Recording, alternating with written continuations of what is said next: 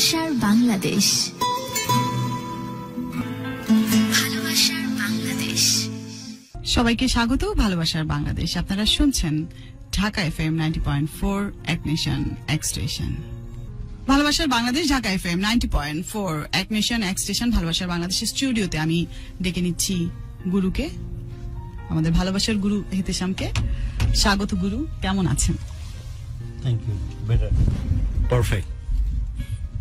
স্বাগত জানাচ্ছি সবাইকে সাথে নিয়ে আজকের আয়োজনের যিনি মুখ্য ভূমিকায় থাকেন, যিনি থাকেন বিধায় আমরা থাকি, আমাদের অতিথি তাকে স্বাগত জানাচ্ছি। অনেক ভালোবাসা, অনেক শ্রদ্ধা আজকের আয়োজনে আপনাকে। আসসালামু আলাইকুম। ওয়ালাইকুম আসসালাম। আপনাদেরকেও আমার আন্তরিক শুভেচ্ছা ও ভালোবাসা জানিয়ে শুরু করছি আমার জীবন কাহিনী। জি, আপনার ছোট করে একটু পরিচয়টা একটু জানতে চাই এবং সরাসরি চলে যেতে চাই আজকের আয়োজনে। জি, আমি সুমি আক্তার সীমা, আমার বাড়ি দিনাজপুর, আমার শ্বশুর বাড়ি টাঙ্গাইল, আমি থাকি ঢাকায়। ওকে সীমা, আমরা শুনি আপনার জীবনের কথা, একদম ছোটবেলা থেকেই শুনতে পছন্দ করব এবং জানেন যে আমাদের যদি অনেক সময় ধরে প্রোগ্রাম করি, তারপরও জীবনের কথা বলতে গেলে অনেক সময় অনেক বেশি হলেও সময়টা কম মনে হয়। প্রয়োজনীয় কথাগুলো যেন আমরা নির্দিষ্ট সময়ের মধ্যে শেষ করতে পারি। জি, শুরু করুন। জি, দিনাজপুর জেলায় আমার বাড়ি দপ্তরিপাড়া গ্রামে। আমার বয়স যখন 8 বছর, যেটা না বললেই নয়, আমি সেটাই বলবো। পুরোপুরি ঘটনা বলতে গেলে তো আসলে দিন রাত শেষ হবে না, তারপর আমি শর্টে বলার চেষ্টা করব।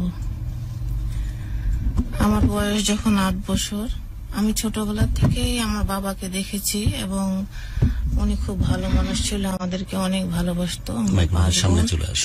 5 বোন 1 ভাই।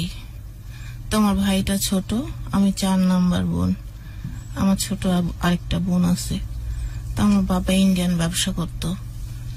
মাসের মধ্যে 10 দিন পর পর সে বর্ডারে থাকতো, আর 10 দিন পর পর সে এখানে আসতো বাড়িতে। তো যখন আসতো তখন দেখতাম আমরা খুব ভালো থাকতাম। বাবা আমাদেরকে কখনোই কোনো কিছুর কষ্ট দিত না। তারপরে এভাবে থাকতে থাকতে যখন আমার বয়স 8 বছর, তখন আমার বাবা হঠাৎ করে নিখোঁজ হয়ে যায়। নিখোঁজ হয়ে যাওয়ার পরে জোরে বলবেন, হ্যাঁ, মাইক্রোফোন একদম কাছে, আপনি এখান পর্যন্ত আসতেই পারে।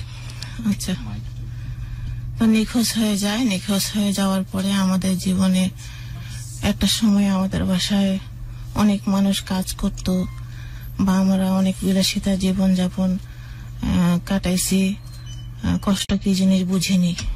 তো বাবা হারায় যাওয়ার পরে আমাদের জীবনে কষ্ট কাকে বলে আমরা বুঝতে পারছি। আপনার বাবা হারায়নি, নিখোঁজ হয়ে যায়, তাই তো? হঠাৎ করে বাসায় আর আসে না। জি, তারপর থেকে শুরু হয় আমাদের কষ্টের কাহিনী, কষ্টের গল্প।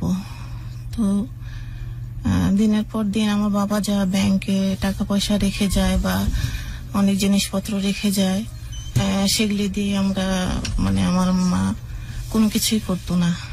তখন আমাদেরকে আমাদের খাওয়ার জোগানোর চেষ্টা করতো, সেগুলি বিক্রি করে করে। তারপরে এভাবে করতে করতে একটা সময় আমার মা জিনিসপত্র নষ্ট করতে চাইতো না, তবু আমাদের জীবন বাঁচানোটা আগে তার কাছে গুরুত্ব ছিল। তারপরে এভাবে করতে করতে একটা পর্যায়ে আমরা 3 দিন 4 দিন না খেয়ে থাকতাম। মানুষের কাছে প্রকাশ করতাম না, কারো কাছে বলতেও পারতাম না। তারপরে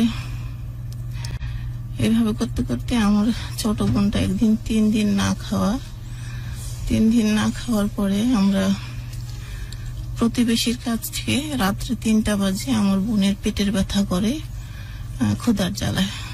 পরে আমার বড় বোন পাশের বাসা থেকে ভাত চেয়ে নিয়ে এসে আমার বোনকে খাওয়ানোর পরে অভাব কেমন পর্যায়ে যায় যে পাশের বাড়িতে খাবার চাইতে হয়, এরকম পরিস্থিতি। জি, তারপরেও আমরা প্রকাশ করতাম না, বলতে চাইতাম না সহজে। এভাবে করতে করতে করতে 5টা বছর আমার মা আমার বাবাকে খোঁজ খবর করতে থাকে, খুঁজতে থাকে। যে যেখানে বলে সেখানেই, কেউ বলে না যে মারা গেছে, তবে শুধু বলে যে অমুক জায়গায় দেখছে, তমুক জায়গায় দেখছে, কবিরাজি করলে পাওয়া যাবে, ঘুরে আসবে, এগুলি বলতো। তো আমার মা চেষ্টাই করতো শুধু মানুষের কথা শুনে শুনে। ছোটবেলা থেকে আমাদের এই কষ্ট দেখে অনেকেই বলতো যে হয়তো বিয়ে শাদী হলে সংসার জীবনে গেলে তোমাদের এই কষ্ট আর থাকবে না। তারপরে এইভাবে করতে করতে আমাদের ভাই বোনের বাল্য বিয়ে হয়ে যায় একের পর এক। মা মনে করে যে আমার মেয়েগুলিকে একটা দেখে শুনে বিয়ে শাদী দিয়ে দিলে হয়তো আমার ঘরের থেকে চলে যাবে, আর তাদেরও ক্ষুধা জ্বালা মিটবে। শ্বশুরবাড়িতে চলে যাবে। 5 বোন 1 ভাই, এবং সবাইকে বাল্য বিবাহ দিয়ে দেওয়া যাতে করে অন্তত এই পরিস্থিতি থেকে পরিত্রাণ পাওয়া যায়। জি। এই ঘটনাগুলো ঘটছে একটাই কারণে, যিনি আপনার বাবা তিনি হঠাৎ করে নিখোঁজ হয়ে যান, যে কারণে এই পরিস্থিতির মধ্যে পড়তে হয়। তার জমানো টাকা শেষ হওয়ার পরে তখন দিনের পর দিন আপনাদের না খেয়ে থাকা, এবং ফাইনালি মায়ের এরকম সিদ্ধান্ত নেওয়া যে বাল্য বিবাহ হোক তাও অসুবিধা নাই, তা অন্তত বাচ্চাগুলো এভাবে বেঁচে থাকুক, তাই তো? তারপর এভাবে করতে করতে আমি আমার বাবা যে বাড়িটা রেখে যায় সেটাও বিক্রি করে আমাদেরকে আমার মা খাওয়ায়। তো খাওয়ার পরে যখন আমার নানির বাড়িতে চলে আসি, পাশের গ্রামে আমার নানির বাড়ি থাকে, তো তখন ওই বাড়িটা বিক্রি করে দিয়ে আমরা ঢাকায় চলে আসার সিদ্ধান্ত নেয়। আমার মা ঢাকায় চলে আসার সিদ্ধান্ত নেয়, তখন হঠাৎ করে আমার নানি অসুস্থ হয়ে পড়ে। আমার নানি বলে যে আমার কোনো খালা নাই, আমার 7টা মামা। তো আমার নানি বলে যে তুই আমার একটাই মেয়ে, যদি ঢাকায় চলে যাস তাহলে আমি মরার সময় আমাকে দেখতেও পাবি না, তো তোর ঢাকায় যাওয়ার দরকার নাই, তুই আমার বাড়িতেই থাক, আমি তোকে একটা রুম দিব। তখন আমার নানি আমার মাকে থাকার জন্য একটা রুম দেয়। রুম দেওয়ার পরে ওখানে আমরা জিনিসপত্র আমার বাবার বাড়ি থেকে আমার নানির বাড়িতে নেই। এমন টাইমে আমার নানি অসুস্থ হয়ে যায়, হাসপাতাল তাকে ভর্তি করা হয়। সেই মুহূর্তে সেদিন হাসপাতাল থেকে তাকে রিলিজ করে দেয়, সে সন্ধ্যার সময় মারা যায়। তো আমরা জিনিসপত্র নিয়ে আসি। নিয়ে আসার পরে কিছুদিন ওখানে থাকি নানি বাড়িতে, কিন্তু সবচেয়ে বড় কথা হচ্ছে যে আমাদের খাওয়ারটা কে জোগাড় করবে। মূলত আমাদের খাওয়ারটাই তো সবচেয়ে বড়। পরে আমাদের প্রতিবেশী আমার নানির বাড়ির এলাকায়, তো আমাকে দেখার পরে ওনারা প্রস্তাব করে আমার মায়ের কাছে যে আপনার মেয়েটাকে বিয়ে করে নিতে চাই। তো আম্মাও ভাবছে যে অল্প বয়স মেয়েটা, তারপরে অভাব অনটন, 12-13 এরকম, 12-13। জি। তারপরে তখন অভাব অনটনের কারণে আমাকে বিয়ে দিয়ে দেয় আমার মা, যে ওখানে গেলে হয়তো 4টা ডাল ভাত খেয়ে বাঁচতে পারবে। তারপরে বিয়ে দিয়ে দেয়। বিয়ে দেওয়ার পরে ছেলের বাবা বিডিআর এ চাকরি করতো, সরকারি চাকরি করতো, কিন্তু ছেলেটা বেকার ছিল। ছেলেরা 2 ভাই 1 বোন ছিল। বোনটাকেও বোনের হাজবেন্ডও বিডিআর ছিল, কিন্তু আমার হাজবেন্ডটা বেকার ছিল, কিছু করতো না। তো বিয়ের পরে অনেক চেষ্টা করা হয় তাকে যে কোনো একটা কাজকর্মের মধ্যে লাগানোর জন্য, কিন্তু সে কোনো কিছুতেই কাজকর্ম করতো না। এক হইলো একটু শিক্ষিত হওয়ার কারণে এলাকায় নিম্ন পদে কোনো কাজ করতে পারতো না, আর দ্বিতীয়ত ও তো শিক্ষিত ছিল না যে ভালো কিছু করবে। 2টা মিলে সে কোনো কাজ করতো না। তারপরে বন্ধু বান্ধবের সাথে জড়ায় যায়, সে নেশা পানি করতে থাকে। ওখানে যায় আমার ক্ষুধা জ্বালা আর মিটলো না। সে দিনের পর দিন আমার ওই হাজবেন্ডও আমাকে না খায় রাখতো, অনেক কাপড় চোপড়ের কষ্ট দিত, অনেক অনেক কষ্ট দিত। এইভাবে করতে করতে আমার একটা বাচ্চা পেটে আসে। আপনি কি এখন অসুস্থ? না। কথা বলতে কি কোনো সমস্যা হচ্ছে? না। তারপরে আমার একটু জোরে বলতে পারেন, আপনি চাইলে মাইক্রোফোনের কাছে এসে কথা বলুন যাতে করে সবাই শুনতে পারে। উনি অনেক নার্ভাস, আপনি খুব আস্তে ধীরে বলেন, আমরা আপনার গল্প শুনবো। আপনি প্রয়োজনে আমাদের দিকে তাকিয়ে কথা বলেন। নার্ভাস মনে হচ্ছে কি? আমরা তোকে একটু ব্রেক নিই। হ্যাঁ, নার্ভাস। তারপরে জোরে কথা বলুন, অসুবিধা নাই, প্রাণ খুলে কথা বলুন। তারপরে তখন আমি সমিতি থেকে কিছু টাকা লোন করে আমার প্রথম হাজবেন্ডকে দিই, যে সে একটা ব্যবসা বাণিজ্য করুক, একটা দোকান করুক। কিন্তু সে দোকানটা শুরুর থেকে সে লসের মধ্যে করে ফেলে। আমার বয়সটাও কম, আমি খুব একটা বেশি লেখাপড়াও করতে পারিনি। আমি কি করবো বুঝে উঠতে পারতেছিলাম না। সমিতির লোনগুলি আমার ঘরে ছিল, আমার বাচ্চাটাও পেটে চলে আসছে। বয়স কত? 14? জি। আমার শাশুড়ি আমাকে আলাদা করে দেয়, একটা পাতিল দিয়ে 8 কেজি চাল দিয়ে আমাকে আলাদা করে দেয়।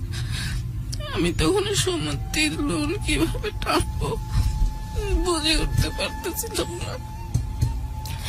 তখন আমি এলাকায় কিছু বাচ্চাকে পড়াইতাম, টিউশনি করতাম। টিউশনি করে করে আমি সে লোনের টাকা জোগাড় করে করে আমি লোন শোধ করতাম। এইভাবে করতে করতে এক পর্যায়ে লোনটা যখন যে মাসে যে সপ্তাহে পরিশোধ হয়ে যায়, পরের সপ্তাহে আমার প্রথম সন্তান জন্মগ্রহণ করে। তখন আমি অনেক অসুস্থ ছিলাম, আমার খিচুড়ি রোগও ছিল, আমার মৃত্যু সজ্জায় আমি ছিলাম। কেউ ভাবতেছিল না যে আমি বাঁচবো। তারপরে এভাবে করতে করতে আমার বাচ্চাটা হয়, ডেলিভারি হওয়ার পরে ওরকমই আমার হাজবেন্ড কোনো কাজকর্ম করতো না, বেকারই ছিল। এভাবে করতে করতে বছর খানিক যাওয়ার পরে আমার আরেকটা সন্তান জন্ম আসে, মুরা সন্তান বলে তাকে, দেশগ্রামে। তখন ওই ছেলেটা হওয়ার পরে তখন এমন একটা পর্যায়ে সন্তান বলতে মানে আমার মিন্স না হওয়ার পরে, মানে আগেই আমার আরেকটা সন্তান পেটে জন্ম আসে। সুস্থ ছিল তো বাচ্চা? জি। তো আমার দিনকে দিন সম্মান কমতেছে এখানে, আপনি একটু কষ্ট করবেন, আমি একটু একটা চেয়ার ঢুকিয়ে নিই। আচ্ছা।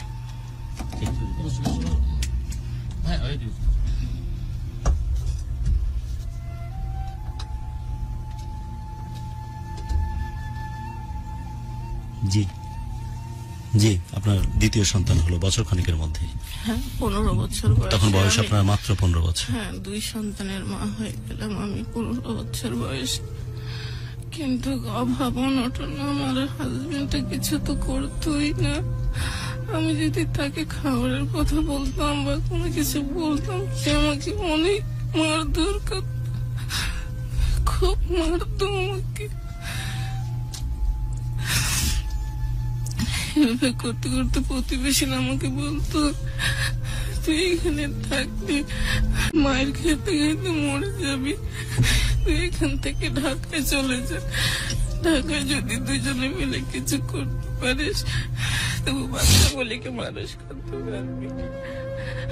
আমি তখন বুদ্ধি করলাম যে ঠিকই তো, এখানে থাকলে তো না খেয়ে মরে যাবো। পরে ওদের বাড়িটা বিক্রি করছিল, ওর বাবা পেনশন আসার পরে দিনাজপুরে বাড়ি করে, সেই বাড়িটা বিক্রি করছিল, কিছু টাকা পয়সা সে পায় ওখান থেকে। পরে ওকে নিয়ে আমি ঢাকায় চলে আসি। আসার পরে সে ওই জমানো টাকা দিয়ে কিছুদিন চলে। সেইখানে আসার পরও কিছুই করতো না। আমি যে বাসায় থাকতাম সে বাড়িয়ালি টুকটাক কাজ করতাম, টিউশনি করতাম, বাড়িয়ালি ছেলেকে পড়াইতাম, এইভাবেই দিন কাটতে লাগলো। কিন্তু আমার হাজবেন্ডের ভিতরে কোনো পরিবর্তন আসলো না। তাকে যখনই কাজ করার কথা বলতাম সে শুধু বলতো, আমি যে জমা টাকা নিয়ে আসছি আমাকে টাকাগুলো দিয়ে দিয়ে আমি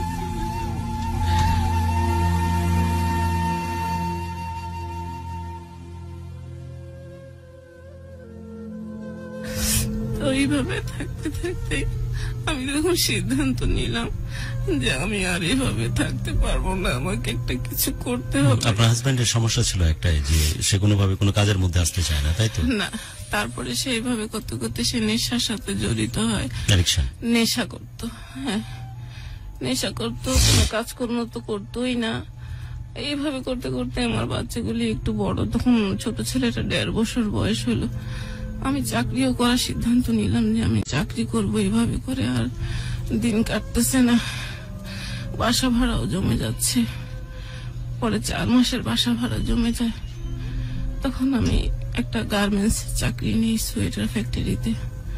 প্রথম কাজ শিখে ওখানে চাকরি জীবনে ঢুকি, কিন্তু ওখানে আমার হাজবেন্ড ঢুকতে দিত না। আমার মাথাটা ফাটায় দেয়, চাকরি নিতে দিবে না আমার হাজবেন্ড। নিজেও কিছু করবে না, আপনাকেও চাকরি নিতে করতে দেবে দিবে না। না। 4 মাসের বাসা ভাড়া জমে গেছে। আমি এবারে ওবাড়ি থেকে চাল চায় অনেকে রান্না করতাম, ওরাও কিছু ঋণ হয়ে গেলাম। পরে মতো এই ঋণের টেনশনে পরে আমি চাকরি নিতে বাধ্য হলাম। তখন আমার বড় ছেলেটার 1.5 বছর বয়স। তখন 1.5 বছর হওয়ার পরে আমি যেদিন চাকরিতে যাই, তখন আমার লাঞ্চের সময় বাসায় আসতাম, আমার বাচ্চাগুলি কান্না করতে করতে রাস্তা পর্যন্ত চলে যাইতো। 2টা বাচ্চা, বয়স কত তখন?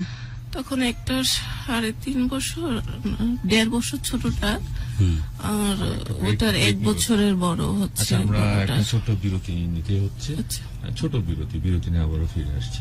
In the meantime Priyanka, break থেকে ফিরে এসে আমরা কমেন্টগুলি পড়তে চাই, আমাদের সঙ্গেই থাকুন।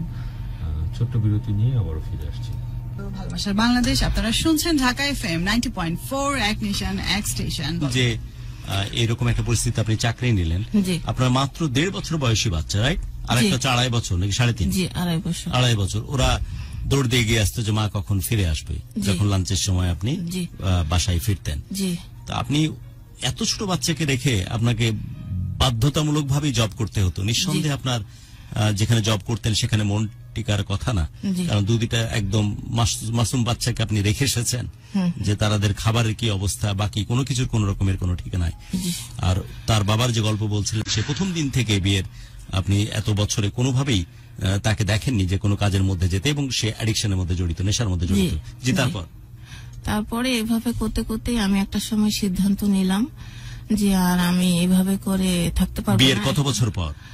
বিয়ে প্রায়, আমি তার সাথে 11 বছর ঘর সংসার। 11 বছর পর আপনি সিদ্ধান্ত নিলেন যে এইরকম অথর্ব, এরকম কি একটা নতুন শব্দের সাথে পরিচিত হয়েছে আমি, নতুন না পুরনো, অকর্মণ্য না, আর পুরাতনই, আর একটু ডিপ, ভাদাম্মা টাইপের মানুষের সাথে আমি সংসার করব না।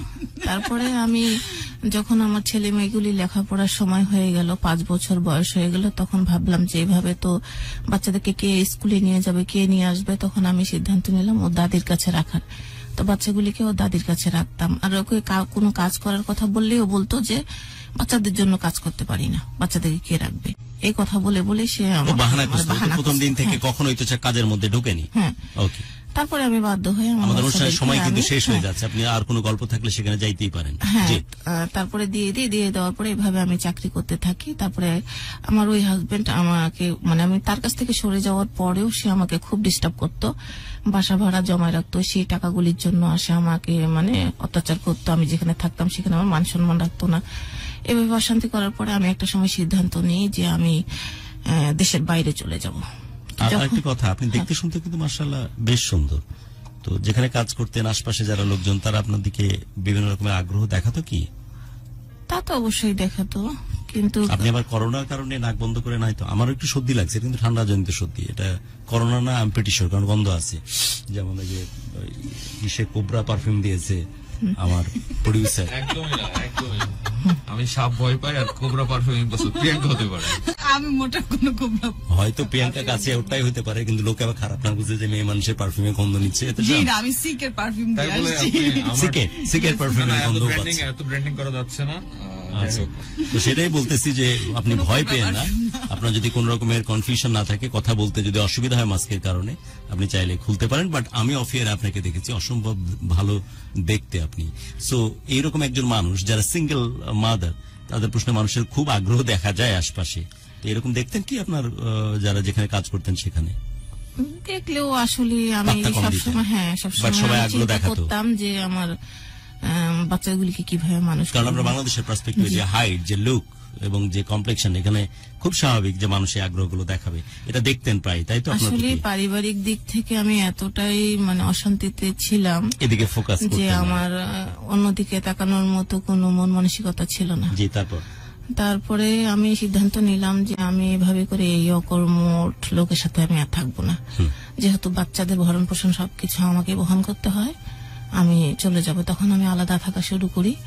এখানে আসার পরও আমার হাজবেন্ড তার বাসা ভাড়া এবং তার পকেট খরচ এগুলির জন্য আমাকে ডিস্টার্ব করতে থাকে। যখন ডিস্টার্ব করতে থাকে, আমি যেখানে থাকি আমার মান সম্মান রাখে না। আমি যেখানে চাকরি করি সেখানে গেটে গিয়ে আমাকে অপমানিত করে। তো এইভাবে করতে করতে তখন আমি সিদ্ধান্ত নিলাম আমি দেশের বাইরে চলে যাব। তো দেশের বাইরে চলে যাওয়া আমারই এক কলিগ ছিল, ওনার সাথে আমার এই বর্তমানে যে হাজবেন্ড তার সাথে পরিচয় ছিল। দেশের বাইরে চলে যাওয়ার সিদ্ধান্ত নিলেন? জি। যেহেতু আপনার যিনি প্রাক্তন হাজবেন্ড, যার সাথে আপনি থাকছেন না, সে আপনাকে অনেক ঝামেলা করতেছে, টাকার জন্য আসতেছে, অপদস্থ করতেছে দেশের বাইরে। কোন দেশ ঠিক করেছিলেন? জি, তখন আমার এই যে বর্তমান হাজবেন্ড, যাই হোক কোন একজনের মাধ্যম দিয়ে, মাধ্যম দিয়ে তার সাথে আমার পরিচয় হয়। সে তার সাথে আমি কথা বলি, তখন সে আমাকে, তারই এক বন্ধু জার্মানে থাকে, তো সে প্রথমে জার্মানে পাঠানোর চেষ্টা করে। তো তার সাথে আমার কন্টাক্ট ছিল। সে যে মানুষের সাথে পরিচয় কি বন্ধুর মতো, নাকি এমনি এসে বলে যে ঠিক আছে আমি ব্যবস্থা করতেছি তোমাকে বিদেশ পাঠানোর, এরকম? না, আমার হাজবেন্ড চাকরির পাশাপাশি সে বিভিন্ন লোকদের পোস্টিং করতো। তারপরে না দেশেই, বাংলাদেশে কলেজে ভর্তি করতো, বিভিন্ন কাজকর্ম করতো আর কি, এই সমস্ত। তো তার সাথে এভাবেই কন্টাক্ট হয় যে সে যদি আমাকে দেশের বাইরে পাঠিয়ে দেয় তাহলে তাকে আমি খুশি হয়ে কিছু টাকা পয়সা দেব। তো বললো ঠিক আছে। তো তার বন্ধু একটা জার্মানে থাকে, উনি ওখানকার সিটিজেন, ওখানে এসে কথাবার্তা বলে চেষ্টা করে প্রথমে, পরে ওখানে পাঠানো হয় না। না হওয়ার পর আরেকটা বন্ধু সাউথ আফ্রিকা থাকে, ওখানকার সিটিজেন। তো উনি এবার মাঝে মাঝে আসে, মাঝে মাঝে বলতে মাসের মধ্যে 2 বার সে বাংলাদেশে আসে। এভাবে অনেক লোকজনকে নিয়ে যায়, চাকরি বাকরি দেয়, এরকম। তো সে আমাকে নিয়ে যায় বা তার সাথে পরিচয় করে দেয়, তার সাথে আমাকে কথা বলায় দেওয়ার পর তার সাথে আমার কন্টাক্ট হয় যে ভিসা বাবদে 1 লক্ষ টাকা করে তাকে দিতে হবে। তো এভাবে করে বলার পরে আর প্লেন ভাড়া নিয়ে দিয়ে যাইতে হবে। তখন আমি বললাম যে ঠিক আছে আমি ভিসা বাবদের টাকাটা দিব। কোন দেশের জন্য প্ল্যান হচ্ছে? South Africa. তারপরে ভিসা বাবদে তাকে দেওয়ার কথা আমি রাজি হওয়ার পরে এখন পাসপোর্ট বানাইতে তো লাগবে আগে, পাসপোর্ট না হলে তো ভিসা দিতে পারবে না। তো আমার এই বর্তমান যে হাজবেন্ড আমাকে দেখার পরে সে আমাকে বিয়ের প্রস্তাব দেয়। আমি তো তখনও তাকে বিয়ে করব বা কি এই সমস্ত কোনো সিদ্ধান্ত নেওয়া হয়নি। তো তখন আমি বলছি যে না, আমি আসলে চাকরি করতে যাব, আমি 2-4-5 বছর আমি ওখান বাইরে থেকে আমি আসি, আপনার সাথে আমার এই বিবাহ জীবনে আমি জড়াতে পারবো না। তো আমার হাজবেন্ড তখন 2008-এ হজ করছিল। তো সে একজন খুব আল্লাহ ভক্ত মানুষ ছিল, পরহেজগার ব্যক্তি ছিল। সে আমার সাথে অনেক বিশ্বাস অর্জন করছে। আমার বিশ্বাস অর্জনের জন্য তাহলে হজ এবং নামাজ কালাম পড়া এই জিনিসগুলো জরুরি। হ্যাঁ, তারপরে দাঁড়িয়েও থাকতে পারে, চাইলে মেহেদি দেওয়া যেতে পারে দাড়িতে, আর মাথায় টুপি তো মাস্ট, আর কোনোভাবে পাগড়ি থাকলে মাস্ট। আর যদি কোনোভাবে কপালের মধ্যে একটু দাগ নিয়ে আসতে পারে তাহলে তো বিশ্বাস ছিল। আমি আপনার হাজবেন্ডকে দেখুন, এটা আমার প্রেডিকশন আর কি। তাহলে তো আর কোনো টেনশন নাই যে আমি একটা বিশ্বস্ত লোকের হাতে পড়তেছি। জি। তারপরে তখন আমি ভাবলাম যে সে আমার এই গল্প যখন করতেছি ঠিক সেই সময়ে সেই সময়ে সংসদ ভবনের আগা আনাচে কানাচে বোরকা পরা অনেক মেয়েদের কথা মনে পড়তেছে, যারা বোরকা পরে মুভমেন্ট করে এই কারণে যে যাতে করে তাকে কেউ চিনতে না পারে। কিন্তু আমরা যারা সাধারণ মানুষ তারাও কিন্তু ভরসা পায় ওই মেয়েগুলোকে দেখে, রাইট? ভরসা পায় এই কারণে যে এই মেয়েগুলো পরহেজগার, এই মেয়েগুলো স্রষ্টার যে নির্দিষ্ট হাকাম সেগুলো মেনটেন করে চলে এবং তারা সত্যিকারের পর্দা সেটা মেনটেন করে। এখন আমি জানি না যে গল্পটা কোথায় আমাদেরকে নিয়ে যাবে, বাট আমরা আমাদের মধ্যে কিন্তু এটা টপ অফ মাইন্ডে এই জিনিসটা আছে যে রাসূলুল্লাহ সাল্লাল্লাহু আলাইহি ওয়াসাল্লামের সুন্নাত যে ধারণ করে চলে, স্পেশালি যেটা বলছিলাম মাথায় পাগড়ি, লম্বা আজানুলম্বিত জুব্বা, এবং সেই সাথে তার মুখের মধ্যে প্রত্যেকটি কথা ইনশাআল্লাহ, আল্লাহু আকবার, মাশাআল্লাহ, শুধু মাশাআল্লাহ বললে হবে না, মাশাআল্লাহ এরকম উচ্চারণ যাদের মধ্যে দেখি, কপালের মধ্যে ঘটা যাদের মধ্যে দেখি, তাদের মধ্যে মানুষ বিশ্বাস করতে পছন্দ করে। কিন্তু ভেরি আনফরচুনেট পার্ট যে অনেকেই এগুলোকে শোকেসিং করে, অনেক নেগেটিভ জিনিসের জন্ম দেয়। আমি জানি না যে আমাদের আজকের অতিথির জন্য কপালে কি জুটতেছে। সত্যিকারের একজন আল্লাহ রাব্বুল আলামিনের প্রেরিত পথে চলার মতো মানুষকে সে পেয়েছে নাকি এরকম ভণ্ডর সাথে দেখা হয়েছে, এটা জানবার চেষ্টা করব। তারপরে আপনি তো বিশ্বাস করেই গেলেন যেহেতু সে একবার হজ করেছে এবং 5 ওয়াক্ত নামাজ পড়ে, কপালে ঘটা আছে, আজানুল অম্বিত তার হচ্ছে এই যতটুকু না তার জুব্বা তার চাইতে বেশি বড় হচ্ছে তার দাড়ি, এবং আপনি ভরসা পেয়ে গেলেন যে এই লোক আমার সাথে কোনো রকমের 2 নম্বরই করতে পারে না। Very good. তারপরে তখন সে আমার পাসপোর্টটা করে দেয়। পাসপোর্টের মধ্যে ভিসা লাগবে, পাসপোর্টটা না হলে তো ভিসা হবে না। সে আমাকে মানে দেখে প্রথমে বিয়ের প্রস্তাব করে, আমি যে অস্বীকার করি, সে পাসপোর্টের মধ্যে সে নিজেকে স্বামীর পরিচয় দেয়, পরিচয় দিয়ে আমার পাসপোর্টটা করে। আমি জানতেই পারিনি, বুঝতেও পারিনি, আমি দেখিও নি সে পাসপোর্টটা। আর আমি পাসপোর্ট অফিসও তখন চিনতাম না, ওনাকে দিয়ে করাই আর উনি করে দেয়। করার 1 সপ্তাহ পরে আমার কাছে ভিসার টাকাটা চায়, তখন আমি তাকে ভিসার টাকাটা দিই। ভিসার টাকা এবং এর বাইরে তো 1 লাখ টাকা চেয়েছি আপনার কাছে। না, ওইটা হচ্ছে ভিসা বাবদই 1 লক্ষ টাকা, তারপর প্লেন ভাড়া আলাদা, ওটা আপনাকে দিতে হবে। জি ওকে। তারপরে আমি ভিসা বাবদ 1 লাখ টাকা। ওকে। হ্যাঁ, 1 লাখ টাকা তাকে দিই। 1 লাখ টাকা দেওয়ার পরে সে আদম ব্যবসায়ীকে সে টাকাটা দেয় না। না দেওয়ার পরে সে নিজেই রাখে, ব্যাংকে দেয়। রাখার পরে সে আদম ব্যবসায়ী তো তার বন্ধু, তাকে দিয়ে সে ইনভাইটেশন লেটার আনায় স্বামী স্ত্রীর পরিচয় দিয়ে। ওখানেও সে মানে ভিসা না আনায় ইনভাইটেশন আনায়। ইনভিটেশন লেটার নিয়ে আসে কি পারপাজে? যে ওখানে কি কাজে যাচ্ছেন আপনারা? বেড়ানোর জন্য ইনভিটেশন লেটার বন্ধুর বাসায়। ওকে, মানে টুরিস্ট ভিসা হিসেবে। জি। ওকে। তারপরে নিয়ে আসার পরে আমাকে সে কাবিনের কাগজের প্রস্তাবটা করতে পারতেছিল না। তারপরে আমাকে বলল যে আমরা 2 জন যদি এমবাসিতে দাঁড়ায় যাই তাহলে আমাদের 1 লক্ষ টাকা করে 2 লক্ষ টাকার ভিসা লাগবে না। তখন আমি তাকে বলি যে আপনি কি করতে যাবেন দেশের বাইরে? আপনি তো একজন সরকারি কর্মচারী। তো বলল আমি বিজনেস করব, আমি বিজনেস করার জন্য যাব। তখন আমি ভাবলাম যে সেটা তার ইচ্ছা, দেশটা তো আর আমার বাবার না বা আমারও না, সে যাইতেই পারে। তখন বলতেছে যে আমরা 2 জন কিভাবে এমবাসিতে দাঁড়াবো? যদি আমরা একটা স্বামী স্ত্রীর পরিচয় হয়ে দাঁড়াই তাহলে আমাদের ভিসাটা দিয়ে দেবে। আর এটা তো মুখে বললে স্বামী স্ত্রীর পরিচয় হবে না, একটা কাবিনের কাগজ করতে হবে। তখন আমাকে বাধ্য করলো এই কাবিনের কাগজ। তার মানে আপনি বিয়ে করতে চাননি, কিন্তু আপনাকে বিভিন্ন প্ল্যানিং দিচ্ছে যে বিদেশ যাইতে গেলে এরকম কাবিন টাবিন লাগবে।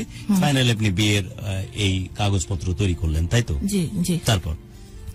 তারপরে কাগজপত্র সাবমিট করলো শ্রীলঙ্কা। আমি তাও জানতাম না যে বাংলাদেশ। আপনি তো যাবেন সাউথ আফ্রিকা? জি, আমি জানতাম না যে, আমি জানি যে আমার পাসপোর্টে ভিসা লাগবে, আমি সাউথ আফ্রিকা চলে যাব, ওখানে একটা কাজ করব। কিন্তু শ্রীলঙ্কাতে সাউথ আফ্রিকার এমবাসিতে বাংলাদেশে নাই, সেটাও আমি জানতাম না। তো আমাকে বললো এমবাসিতে দাঁড়াইতে হবে, শ্রীলঙ্কা এমবাসিতে। পরে এখান থেকে ভিসা দেওয়ার পরে যাইতে হবে শ্রীলঙ্কাতে, যাওয়ার পরে সাউথ আফ্রিকা এমবাসিতে দাঁড়াইতে হবে, কারণ সাউথ আফ্রিকা এমবাসিটা শ্রীলঙ্কাতে। পরে আমার হাজবেন্ড এখান থেকে কাবিনের কাগজ করে টোরে এগুলা এমবাসিতে শো করলো। সে তার বাসা থেকে গেল, আমি আমার বাসা থেকে গেলাম। আমি তাকে অনেক বোঝানোর চেষ্টা করছি বা অনেকবার বলতেও চাইছি যে যেহেতু আপনি কাবিনের কাগজ করার প্রস্তাব আমাকে করলেন বা এটা বলতেছেন, আপনি কি আমার ব্যক্তিগত জীবন সম্পর্কে জানেন কিনা, আপনি আগে আমার কিছু কথা শুনেন, তারপরে এই প্রস্তাবটা দেন। সে আমাকে একই কথা বললো, তোমার সাথে আমার কোনো সাংসারিক সম্পর্ক হবে না, স্বামী স্ত্রীর কোনো সম্পর্ক হবে না, কাগজের প্রয়োজনে বিয়ে করতেছি। কাগজের ওকে করলেন। তারপরে শ্রীলঙ্কা এমবাসিতে কাগজপত্রগুলি সাবমিট করি। সাবমিট করার পরে এখান থেকে ভিসা দিয়ে দিল, ট্যুরিস্ট ভিসা 15 দিনের। 2010 এপ্রিলের 7 তারিখে আমরা ট্যুরিস্ট ভিসায় শ্রীলঙ্কাতে যাই। আপনি আর আপনার সেই লোকটি, রাইট? জি। কি নাম তার? আব্দুল আলিম রতন। ডাকনাম কি রতন? জি। আপনার ডাকনাম কি সীমা? জি। সীমা এবং রতন চলে গেল শ্রীলঙ্কায়। জি। তারপরে ওখানে যাই। বাচ্চারা কিন্তু বাসায়? ওই 2 বাচ্চা, তখন তো এই বাচ্চা হয়নি। এই 2 বাচ্চা কোথায়?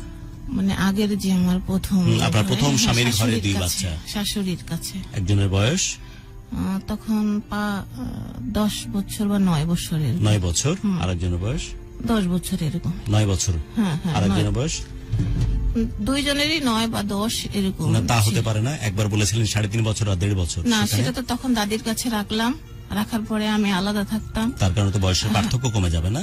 হ্যাঁ, অনেক বছরই পার হয়ে যায় যখন একজনের 9 আরেকজনের কত?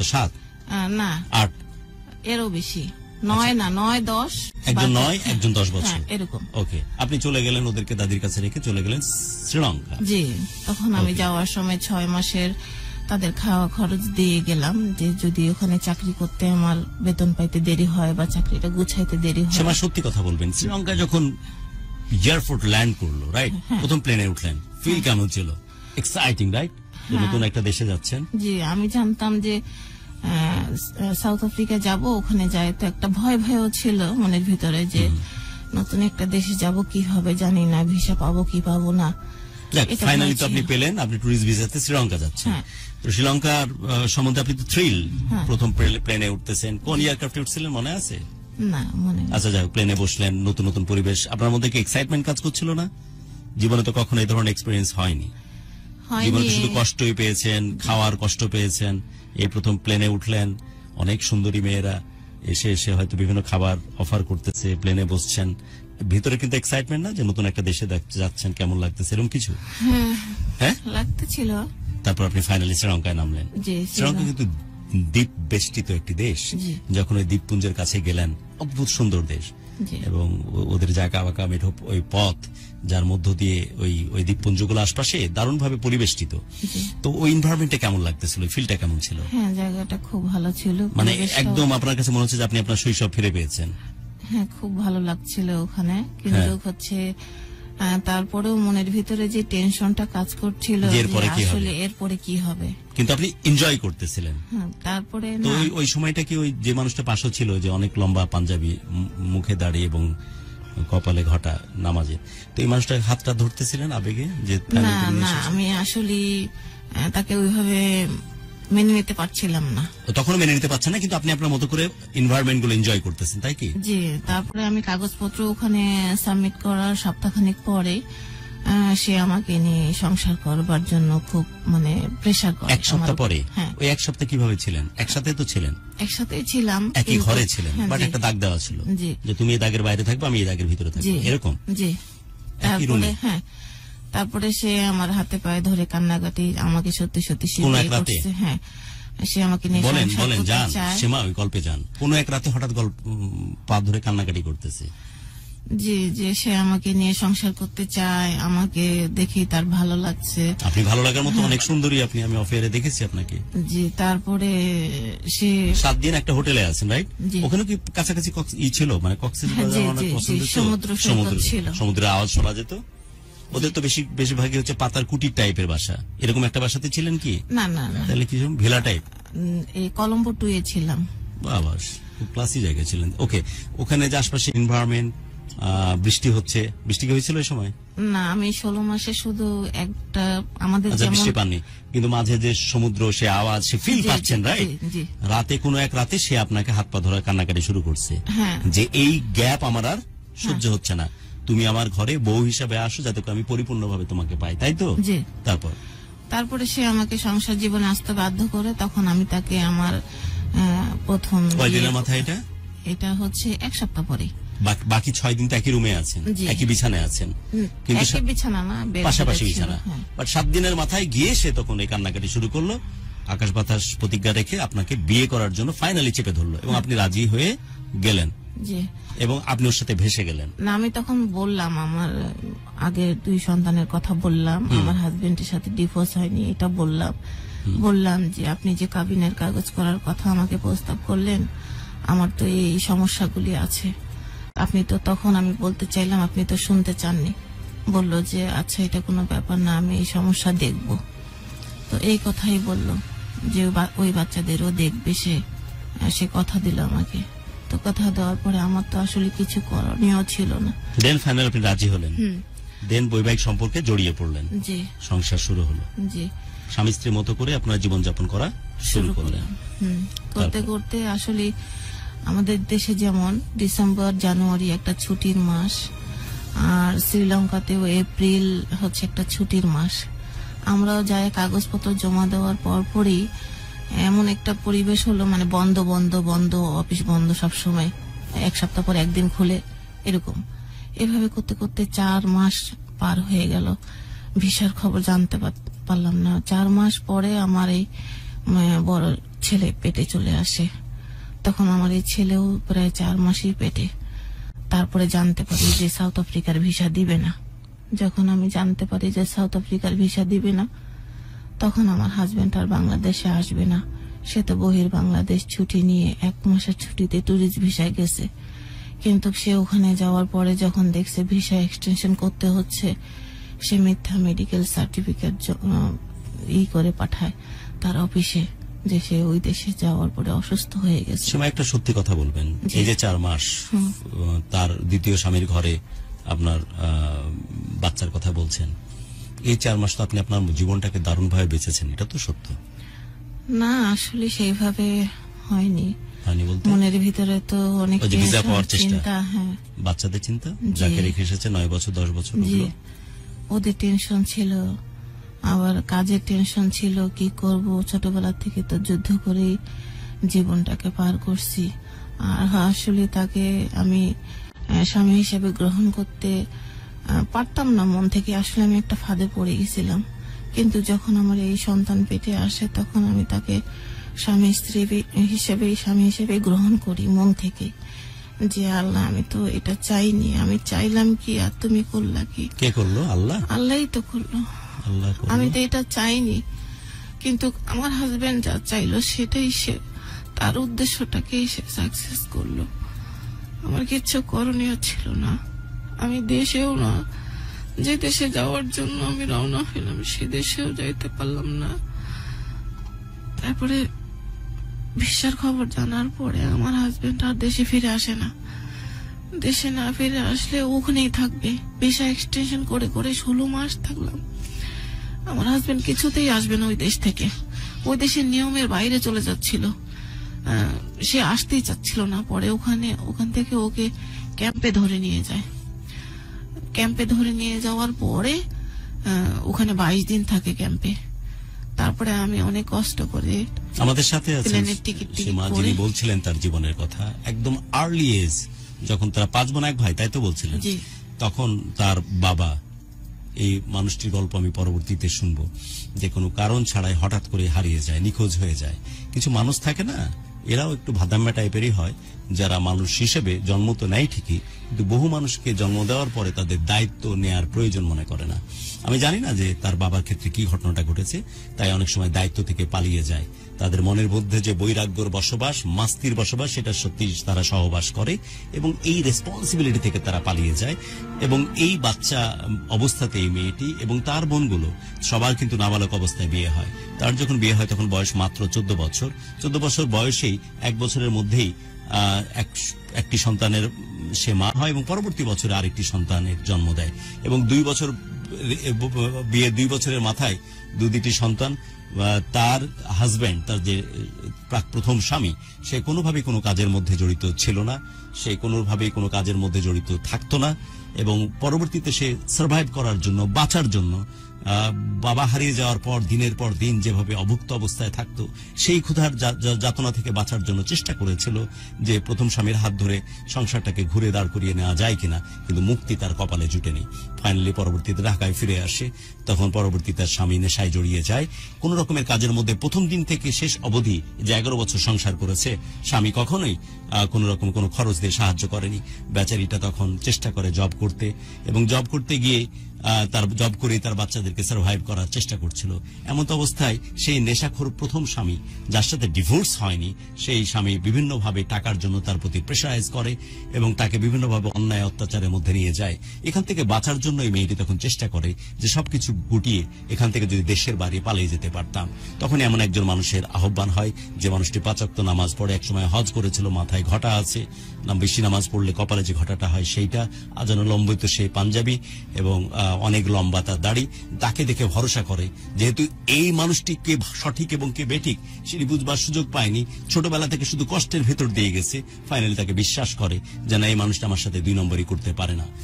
সাউথ আফ্রিকার ভিসার কথা বলে, পরবর্তী তাকে শ্রীলঙ্কা নিয়ে যায় এবং শ্রীলঙ্কা নিয়ে যে 7 দিনের মাথায় তার সাথে স্বামী স্ত্রীর সম্পর্কে সেই মেয়েটি জড়িয়ে পড়ে এবং ওই লোকটা দ্বিতীয় যে মানুষটির সাথে যোগাযোগ হলো, তার সাথে তার বৈবাহিক সম্পর্কের মতো জড়িয়ে পড়ে এবং তার গর্ভধারণ করে আরেকটি বাচ্চা। এইরকম একটা সিচুয়েশনের মধ্যে এই মেয়েটি আছে, তার সম্বন্ধে শুনবো। আপনারা কি কমেন্টস করছেন এই ফাঁকে একটু নিয়ে নেব। জুয়েল বলেছেন আমি আছি। ইউসুফ লিখেছেন যে গুরু টি শার্টে ফোকাস করতেছেন এত কষ্টের মধ্যে।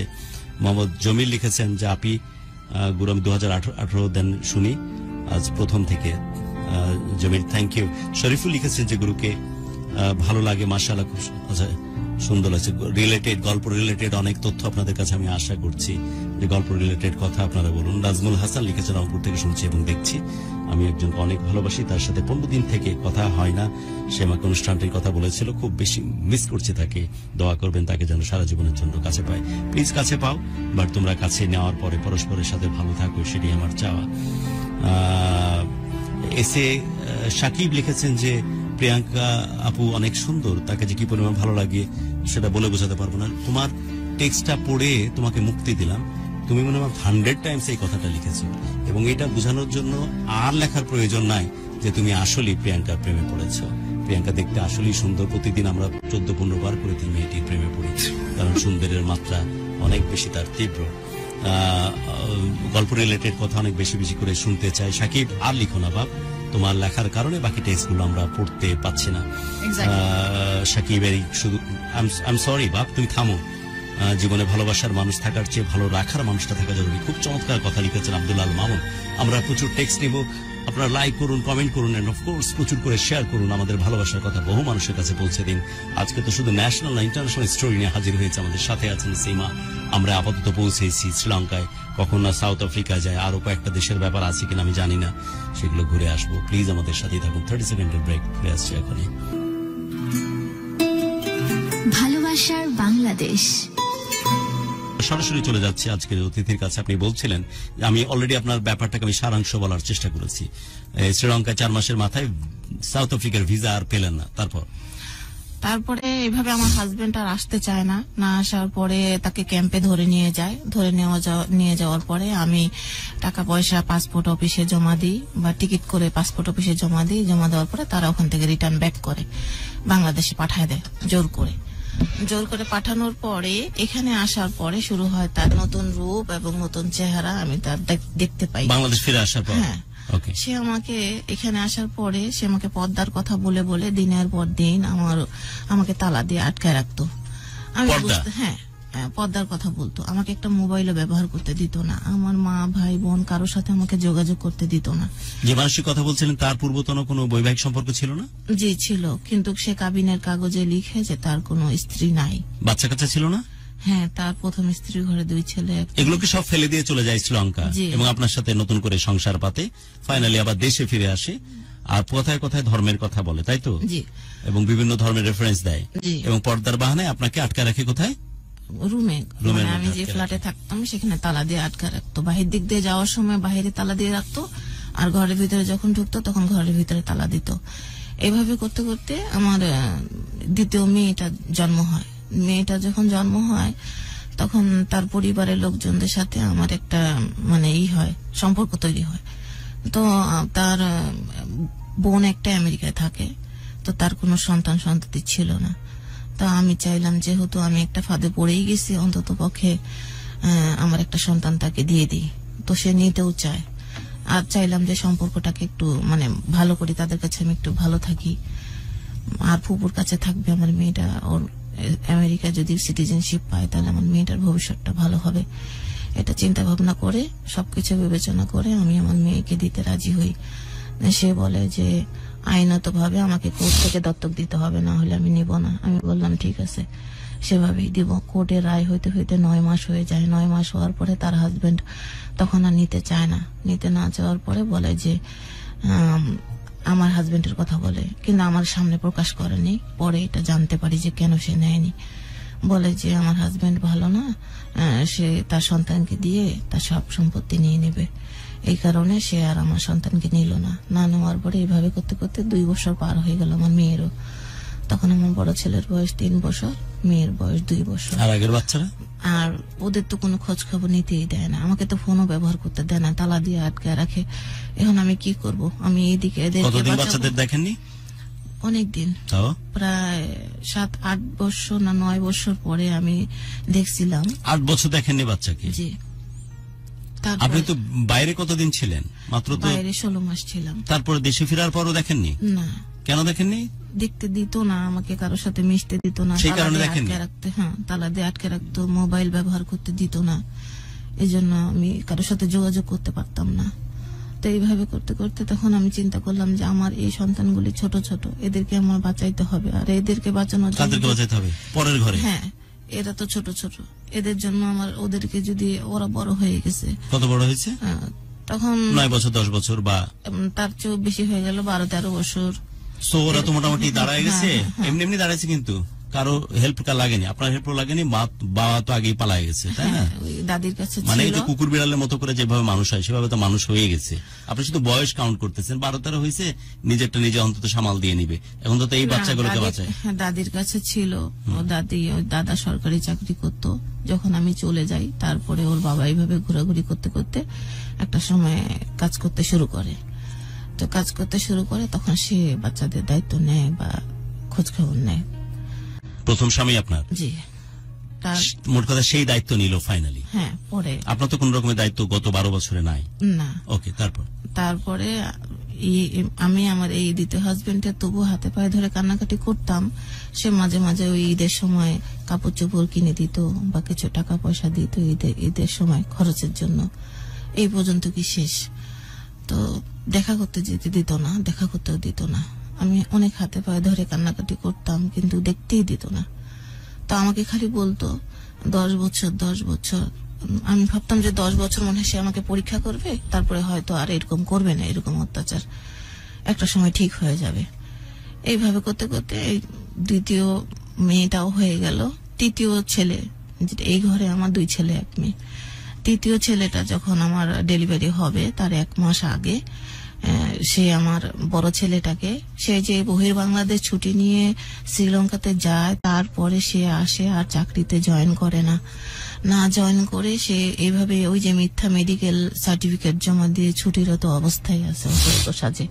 সে আর চাকরিতে জয়েন করে না, বাসায় থাকে। আমাকে বললো যে তুমি তো 2টা বাচ্চা নিয়ে সামলাইতে পারবে না কাজকর্ম। এই বাচ্চাগুলি আমি যমজের মতো লালন পালন করি, আমার একটা কাজের মানুষও কোনোদিন দেয়নি, বা সে কোনোদিন 1 প্লেট ভাতও বাড়ি খায়নি, বা আমাকেও কোনোদিন দেয়নি। আমি খুব কষ্ট করছি এই বাচ্চাদেরকে নিয়ে। তারপরে যখন এই ডেলিভারিটা হবে তখন সে আমাকে বলে যে আমি ওই বাচ্চাকে আমার সাথে সাথে রাখবো।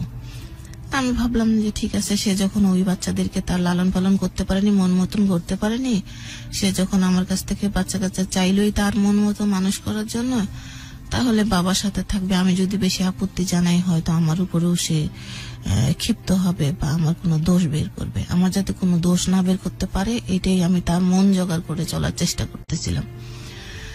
তারপরে এইভাবে করে সে আমার কাছ থেকে সরাই ফেলার পরে আমার ছোট ছেলেটা হয়। ছোট ছেলেটা হওয়ার 7 মাস বয়স যখন, তখন সে আমার কাছ থেকে আমার মেয়েটাকেও নিয়ে যায়। তখন মেয়েটার বয়স 27 মাস। তখন সে আমার কাছ থেকে মেয়েটাকে নিয়ে যায়। সারাদিন রাস্তায় রাস্তায় রাখতো, আমি জানতাম না। সে তো তালা দিয়েই আমাকে রাখতো। আমি ছোট ছেলেটাকে নিয়ে তালা দেওয়া অবস্থায় থাকতাম, আর ওই 2 বাচ্চা নিয়ে সারাদিন রাস্তায় রাস্তায় রাখতো, দুলা ভালি মারতো। আর ওইভাবে তার আত্মীয় স্বজন ভাই বোনদের বাসায় নিয়ে যায়, বলতো ওর মা পাগল, ওর মা বাচ্চাদেরকে যত্ন করে না, বাচ্চাদেরকে মারধর করে, এই অবস্থায় এই পরিবেশে রাখে, এই জন্য আমি বাচ্চাদেরকে রাখি। এভাবে করতে করতে আমার ছোট ছেলেটার 1 বছর হয়ে গেল। তখন একদিন হঠাৎ করে আমার ওই 2 বাচ্চা, আমি রান্না করি, আমার বাচ্চারা আসবে প্রতিদিনের মতো, নিয়ে যায়, 2টার সময় নিয়ে আসে, আমার বিকালে নিয়ে যায়, রাত্রে নিয়ে আসে। তবুও তো আমি আমার বাচ্চাদেরকে দেখি। কিন্তু আমার দ্বিতীয় মেয়েটাকে নেওয়ার পরে আমি তার সাথে প্রতিবাদ করা শুরু করি যে ও তো মেয়ে মানুষ, ও অনেক শান্তশিষ্ট, তুমি ওকে বাইরে নিয়ে যাও না, তুমি ওকে আমার কাছে রাখো। এভাবে বলতে বলতে 1 দিন 2 দিন 3 দিন সে আমার কোনো কথাই শোনে না। সে যেটা মন স্থির করে রাখছে ওইটাই সে করবে। এভাবে করতে করতে সে 1টা বছর, মানে আমার ছোট ছেলের 1 বছর হয়ে গেল, সেভাবেই বাইরে বাইরে রাখতো। একদিন হঠাৎ করে সে প্রতিদিন রেগুলারের মতন বাড়ি থেকে বের হইলো, আর ফিরে আসলো না। 4 দিন হয়ে গেল বাসায় ফিরে না। এভাবে করতে করতে 12 দিন হয়ে গেল বাসায় ফিরে না। আমি যে ওই যে রান্না যে আমি তালা দেওয়া বন্ধ, তখন ওই বাসায় যাওয়ার পরে আমি বলতেছিলাম যে দেখো তুমি আমাকে তালা দিয়ে আটকে রাখিও না, মানুষ কি বলবে, বা এক এক জায়গায় যাই, সব বাসার মানুষ তো একরকম হয় না, তুমি তালাটা বন্ধ করিও না। তো এই কথা বলার পরে তালা, ওই যে বাচ্চাদেরকে নিয়ে চলে যাবে বিধায়, তখন সে তালাটা খুলে দেয়। তালাটা খুলে দিয়ে সে চলে যায় বাচ্চাগুলিকে নিয়ে। 12 দিন বাসায় ফিরে না।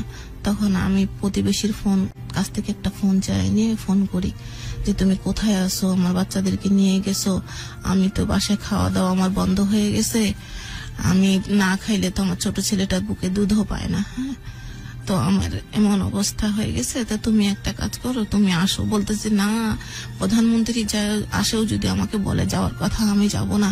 তুই আমাকে বিষ খাওয়াইছিস, আমার বাচ্চাদেরকে বিষ খাওয়াইছিস, আমি ফিরে যাব না। আমি বললাম বলতে যাবে কেন? হ্যাঁ, মানে সে আমাকে ফোনে এই কথা বললো।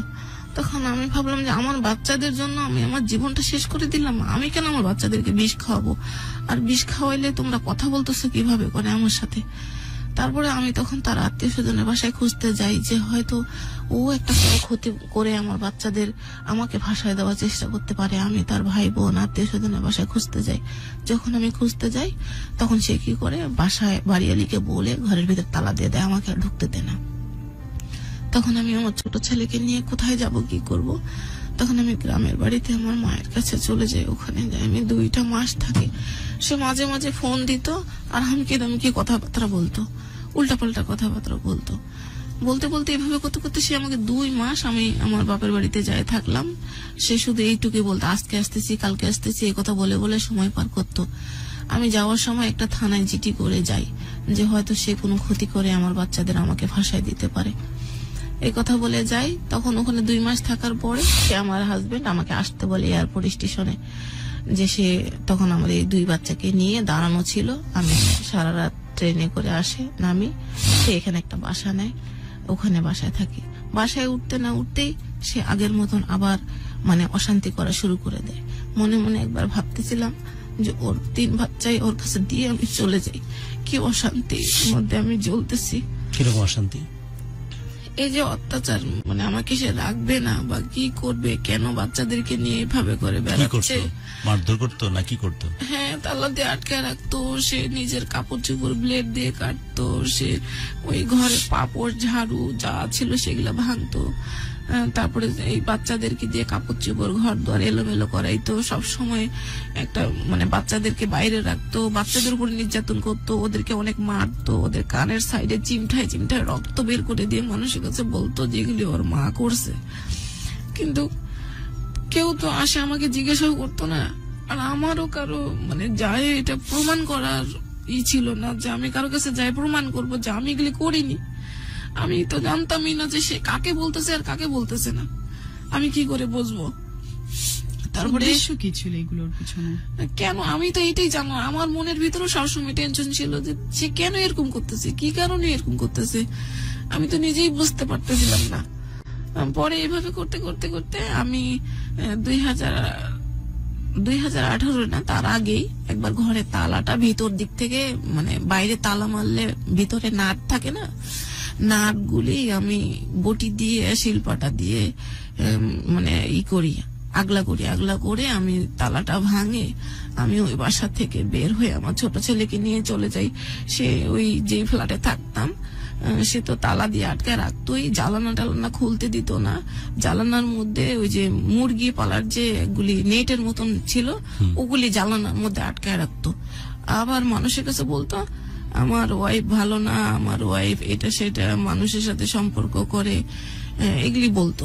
তা আমাকে তো কোনো মোবাইলও ব্যবহার করতে দেয় না, আমাকে তো তালা দিয়ে আটকে রাখে। তাহলে আমি কিভাবে মানুষের সাথে কথা বলবো আর কিভাবে করে আমি মানুষের সাথে সম্পর্ক করব? এই কথাটা তো কেউ কোনোদিন যাচাই করার চেষ্টা করে নেই। পরে আমি তালা ভাঙে ওই নাটগুলি খুলে আমার ছোট ছেলেটাকে নিয়ে, তারই এক বন্ধুর বাসা ছিল পাশাপাশি, আমি তাদের বাসায় যাই যে সে কেন এরকম করতেছে, যদি সে না বলে আমি থাকবো না তার সংসারে। তখন সে খবর পায় ওই বাসায় আসার পরে আরো সে মানে ক্ষিপ্ত হয়ে যায়, আরো অশ্লীল ভাষায় এটা সেটা আজে বাজে কথাবার্তা সে বলা শুরু করে দেয়। তখন আমি বলি আমি আর থাকবোই না, সে কেন এগুলি মিথ্যা অভিযোগ বানায় বলতেছে। তো এই কথা বলার পরে তখন আমি চলে যাই আমার বোনের বাসায় যাই। আমি 18 দিন থাকি, কিন্তু 18 দিন থাকার পরও আমি আমার বাচ্চাদেরকে এক মুহূর্তের জন্য ভুলতে পারতেছিলাম না। ভাবতেছিলাম যে হয়তো আমাকে জীবন থেকে সরানোর জন্যই আমার বাচ্চাদের উপর অত্যাচার মানে করতেছে। ছোট বাচ্চা তো আপনার সাথে, হ্যাঁ, বাকি যে 2 বাচ্চা, হ্যাঁ, এই ওদের কথা মনে হচ্ছে বারবার। হ্যাঁ, যে ওই 2 বাচ্চাকেও তো ও যেহেতু আমাকে সরানোর ওদের জন্য- কথা আপনি ভুলতে পারছেন না। হ্যাঁ, যে আর যেহেতু আর বাকি 2 বাচ্চা বড়, ওদের কথা অতটা মনে না আসলে এই 2 বাচ্চার কথা খুব বেশি মনে পড়তেছে আপনার। যে এরা তো ছোট ছোট, আর এদের বাবা হইলো আমার সাথে যে প্রতারণা করলো, এ তো ওই বাচ্চাদের প্রতি কোনো ভালোবাসা নাই। তাহলে আমাকে সরানোর জন্য যে এত কিছু করতেছে, 2 দিন পরে তো আরেকটা বিয়ে করে বউ নিয়ে বসে থাকবে, তখন আমার এই বাচ্চাদেরকে মারে ফেলবে। এটা চিন্তা করে তখন আমি 18 দিন পরে আমি আসার সিদ্ধান্ত নেই। বাসিও আমার সাথে যোগাযোগ করে, আমি চলে আসি। আমার বোনের হাজবেন্ডকে বলি যে আমাকে দিয়ে আসেন বাড়িতে। তখন তারা দিয়ে যায়। দিয়ে যাওয়ার পরে সে আরো অত্যাচার বাড়ায় দেয় আমার উপরে। সে অশ্লীল ভাষা সারাদিন গালিগালাজ করতো, মুখের ভাষা খারাপ করে, এমন মুখের ভাষা খারাপ করতো যে বলার মতো না। আবার এই বাচ্চাদের একদিন ওর ফুপুর বাসায় নিয়ে যায়, আমার মেয়েটা ব্লেড দিয়ে চোখের সাইডে ভুরুর নিচে কাটে নিয়ে যায়। বলে যে ওর মা দেখছেন কি খারাপ, ওর মা এই যে মেয়েটাকে ব্লেড দিয়ে কাটে কি করছে। তখন ওর ফুপি তখন কিছু আমাকে বলে নাই। পরে ওর ফুপি খাইতে দিছে বাচ্চাদেরকে, তখন ও বাচ্চার কাছে জিজ্ঞেস করছে যে তোমার এখানে কে কাটছে, বলে কি আমার আব্বু কাটছে, আমার কথা বলে নেই। তখন ওর ফুপি বলল যে স্বীকার করছে যে ওর বাবাই করছে এগুলি। তারপরে এইভাবে করতে করতে আমি 2018 সনে আমি জেলা মহিলা বিষয়ক কর্মকর্তা অফিস লালমাটিয়া সংসদ ভবনের পাশে, আমি ওখানে একটা অভিযোগ করি ডাকের মাধ্যমে। অভিযোগ করার পরে তাকে আমার হাজবেন্ডের অফিসে চিঠি পাঠায়, তাকে ডাকার পরে ওখানে একটা স্ট্যাম্পে লিখিত হয় যে সে এরকম কেন করতেছে। তারপরে আমি মানুষের কাছে জানতে পারি তখন বের হয়ে যে আমার এই ছোট ছেলের কথা মানুষের কাছে অস্বীকার করে যে এই সন্তান আমার সন্তান না। তখন এইটা বিষয় নিয়েও ওখানে লিখিত হয় যে আপনি যদি ডিএনএ পরীক্ষা করতে চান তাহলে আমরা দেশের পৃথিবীর যে কোনো দেশ থেকেই করাইতে পারি, আপনি বলেন কোন দেশ থেকে করাবো। তো এইগুলি কথা বলার পরে লেখালেখি হওয়ার পরে বললো যে আমি বাসায় যাই, সুন্দর মতো সংসার করব, বাচ্চাদেরকে স্কুলে ভর্তি করে দিব, একটা স্বাভাবিক সংসার করব। লিখিত দিয়ে আসার পরেও সে কোনো কিছুতেই পরিবর্তন হচ্ছিল না। আমি যখন রাগারাগি করে তালা ভেঙে বাইর হয়ে চলে যাই, তখন তার এক বন্ধু ছিল, বড় ভাই হিসেবে সে মানতো, তাকে আমি ফোন দিয়ে সব কথা বলি এবং তার কাছে পারিবারিক ভাবে একটা বিচার দিই। তখন তারা বলে যে ঠিক আছে, তাহলে আমাদের কথা মতো, আমার হাজবেন্ড মহাখালীতে চাকরি করতো, বাসাটাও ছিল মহাখালীতে, তখন তাদের কথা অনুযায়ী আমাকে আশুলিয়ায় বাসাটা নিয়ে দেয়। বাসাটা নিয়ে দেওয়ার পরেও সে আমাকে বিভিন্ন সময় বিভিন্ন জায়গায় বেড়ানোর কথা বলে বলে আমাকে নিয়ে আমার ছোট ছেলেটাকে সহকারে ফেলে রাখে চলে আসতো আমার এই 2 বাচ্চাকে নিয়ে। 15 দিন 10 দিন 15 দিন আমার কোনো খোঁজ খবর নিত না। আমি তারপরে আবার বাসার ঠিকানা নিয়ে বা একাই বের হয়ে চলে আসতাম তার অপেক্ষা করতে করতে। এভাবে করতে করতে সে 4.5 বছর আমার এই 2 বাচ্চাকে আমার কাছে আর দিত না। আমি বহুত কান্নাকাটি করে বহু জায়গায় বিচার দিয়ে অনেক চেষ্টা করছি যে আমার বাচ্চাদেরকে আমার কাছে দিয়ে দিক, কিন্তু সে দেয়ই না আমার বাচ্চাদেরকে। এইভাবে করতে করতে সাভারে যে বাসাটা নেই সেই বাসার 20টা ইউনিট থাকে। আমি 4 তলায় থাকতাম। আমার বিল্ডিং এরই 2 তলায় এক মানবাধিকার কর্মী একজন মহিলা ছিল, ওনার হাজবেন্ড পুলিশের চাকরি করতে, আগে অবসরপ্রাপ্ত। তো ওই আপা এইভাবে আমি কান্নাকাটি করে করে পাগলের মতো বেড়াইতাম দেখে, তখন সে আমার হাজবেন্ডকে 20টা ইউনিটের যত মহিলা আসছিল সবাইকে একত্রিত করে আমার হাজবেন্ডকে অ্যাটাক করার পরে তখন তাদের হাজবেন্ডরাও যায়, ওয়াইফরাও যায়, পুরা একটু অন্যরকম একটা অবস্থা হয়ে গেছিল। আমার হাজবেন্ডকে অনেক অপমান অপদস্থ করে আমার ওই 2 সন্তানকে আমার কাছে তারা দেয় যে আজকে থেকে তোমার সন্তান তোমার কাছেই থাকবে। এই কথা বলে দেওয়ার পরে তখন আমার হাজবেন্ড এমন একটা ভাব দেখায় যে সে একটু ভয় পায় নাই। তখন তার চাকরি ছিল। তখন সে পরের দিন সকালবেলা এমন ভাবে খুব স্বাভাবিক শান্তশিষ্ট ভাবে বাসা থেকে বের হয়ে 10 দিন বাসায় আসে না। এই 10 দিন সে চিন্তা করে দেখলো যে সে সরকারি চাকরি করে, যেহেতু যে বিল্ডিং এ সবাই একত্র হয়ে আমার ওয়াইফের পক্ষ নিয়ে কথা বলতেছে, আসলে ওয়াইফের পক্ষ না, এটা ন্যায়ের পক্ষ, ন্যায় কথা যেটা ন্যায়ের পক্ষ নিয়ে সবাই আমার সাপোর্ট করছে। তারপরে আমি আমার বাচ্চাদের আমার কাছে ফিরে পাওয়ার পরে সে 10 দিন পরে ফিরে আসে, বলল যে আমি স্বাভাবিকভাবে সংসার করব, আমার ছেলে মেয়েকে স্কুলে দিব। তো সবার তো এটাই চাওয়া ছিল যে 20টা ইউনিটের মানুষ যেভাবে সংসার করে আপনিও সেভাবে সংসার করেন, স্ত্রী সন্তানদের নিয়ে সুন্দরভাবে সংসার করেন। এই কারণে সবাই প্রতিবাদ করছে। প্রতিবাদ করার পরে তখন আমার হাজবেন্ড চলে আসে। আসার পরে একটা বছর সে এভাবে অভিনয় করে করে মানে পার করলো। এই অভিনয়ের মধ্যে দিয়ে 2018 ফেব্রুয়ারির 6 তারিখে জেলা মহিলা বিষয়ক কর্মকর্তার এখানে স্ট্যাম্পে লিখিত হয়। আর তার 3 মাস পরে আমাকে এমন মারধর করে, তখনও মানে সাভারে ছিলাম, সাভারে নতুন বাসাটা নেওয়ার পরে 1 মাস পরে সে আমাকে এমন আঘাত করে, আমার বাম পাশের চোখের রগটা ছিঁড়ে যায়। রগটা ছিঁড়ে গেলে সে আমাকে একটা ডাক্তারও কখনো দেখায়নি, এবং কোনো ট্রিটমেন্টও করেনি। আমি প্রাইভেট ভাবে একটা ডাক্তার দেখাই, আমার বোনের কাছে টাকা নিয়ে ডাক্তার দেখাই। আজ পর্যন্ত আমি চোখটাতে ভালো মতো দেখতে পাই না। আমার মাথাটাও মানে সে ফাটায় ক্ষত বিক্ষত করে ফেলে, সেই মাথারও অবস্থা খারাপ। এইভাবে করতে করতে সে 1 বছর অভিনয় করে চলতে চলতে যখন তার 28 বছর না 30 বছর হলো সরকারি চাকরির, সে চাকরি থেকে স্বইচ্ছায় সব অবসরে চলে আসে। সে আমাদের ফেলে রাখে চলে গেল। 2 বছর সে আর কোনো খোঁজ খবর নিল না। আমি গার্মেন্টসে চাকরি করে আমার এই 3 বাচ্চার ভরণ পোষণ জোগাড় করি। জোগাড় করতে করতে আমার এই ছোট ছেলেটা 3 বার হারায় যায়। 3 বার হারায় যায়। তাকে হারা যায় বলতে আমি সারাদিন অফিসে থাকতাম। 2 বার 3 বার এরকম আমি অফিস থেকে ফিরে দেখি আমার ছেলে নাই। একদিন 1 রাত পরে আসছে, 1 রাত 1 দিন পরে আসরের সময় আসছে। আমি মাইকিং করব, আমি পোস্টার লাগাইছি বিভিন্ন বাসের পিছনে, বাসের সামনে, আমি বিভিন্ন দেয়ালে পোস্টার লাগাই বেড়াই, মাইকিং করার প্রসেসিং নিচ্ছে। আর এমন সময় আমার ছেলে ফিরে আসে। এইভাবে করতে করতে সে 3 বার হারায় যায় এবং ফিরে আসে। আরেকবার মৃত্যু শয্যায় সে এমন একটা অ্যাক্সিডেন্ট করে, যে ফ্ল্যাটে ছিলাম আমি, সেই ফ্ল্যাটে থাই গ্লাস ভাঙে তার শরীরের ভিতরে পড়ে। এই পাশে বাম সাইডে না ডান সাইডে যেন পুরা হাতটা তার ক্ষত বিক্ষত হয়ে যায়। আমি যেখানে চাকরি করি মনে হয় তার শরীরের সমস্ত রক্ত বের হয়ে গেছে। আমি যে বিল্ডিং এ থাকতাম তারা আমার ওখানে কান্নাকাটি করতে শুরু করে।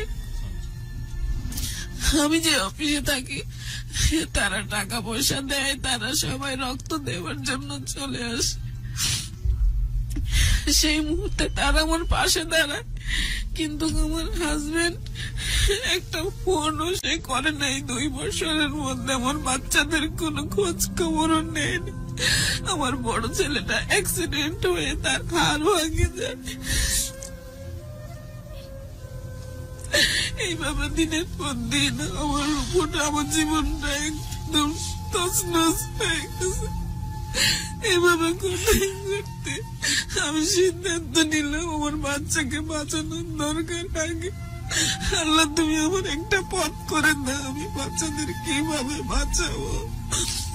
আমার বাচ্চা হারায় যাওয়ার সময় 1098 নারায়ণ স্যার বলে একজন স্যার আছে, তার সাথে আমি যোগাযোগ করি।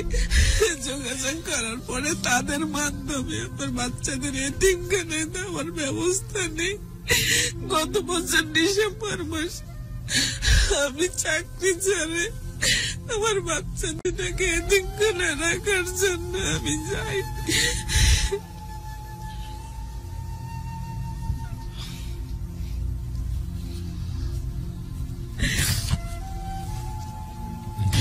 ছোটটাই হারিয়ে গিয়েছিল 3 বার। এই যে তার শরীরের ক্ষত,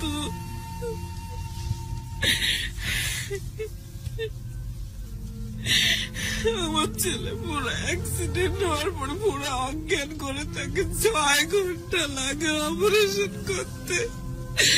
সারা রাত বসেছিলাম। আমার বাচ্চা একটু পর পর জ্ঞান ফেরার মা মা করেছিল।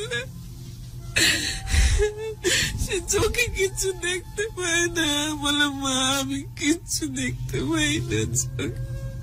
সেই মুহূর্তে ওর বাবা একটা বার আমার বাচ্চাদের খোঁজ খবর নেয়নি,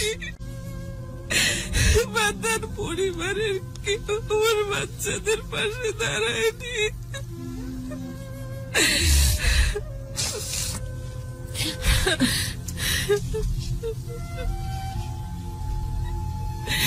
কিন্তু আমি যে বিল্ডিং এ থাকতাম ওরা সবাই আমাকে যথেষ্ট হেল্প করছে।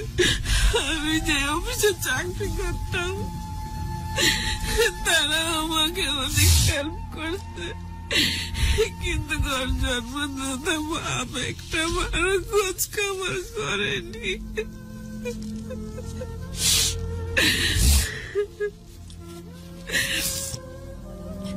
তারপরে আমি গত বছর ডিসেম্বর মাসে আমি এতিমখানায় রাখতে যাওয়ার পরে আমার ছেলে দুইটা খুব কান্নাকাটি করতেছিল 2-3 দিন। আমিও ভয় পাচ্ছিলাম আল্লাহ ওখানকার গেটটা খোলা থাকে, যদি আমি এখানে রাখি আমি আবার চাকরিতে যাই, আমার ছেলেটা যদি আবার হারায় যায় আমি আমার বাচ্চাকে আর কোথায় পাবো। যেদিন আমি ওখানে যাই বলি আমি কিছুদিনের ছুটি নিয়ে আসছি, আমি আমার বাচ্চাগুলির পাশে একটু থাকতে চাই, তারা বললো ঠিক আছে আপনি থাকেন। তারপরে আমার বাচ্চাগুলিকে রাখতে যাবো যেদিন, তার 2 দিন আগে থেকে আমার বাচ্চাগুলি খুব কান্নাকাটি করতেছে। তখন আমি বললাম তুমি তোমার ভূমিদের সাথে একটু কথা বলো। তখন আমি নিজের থেকে ফোন দিয়ে ওর ভূমিদের সাথে কথা বলাই দিই। আমার বাচ্চারা কথা বললো, আমার বাবা তো আমাদের একটা ফোনও দেয় না, খবরও দেয় না।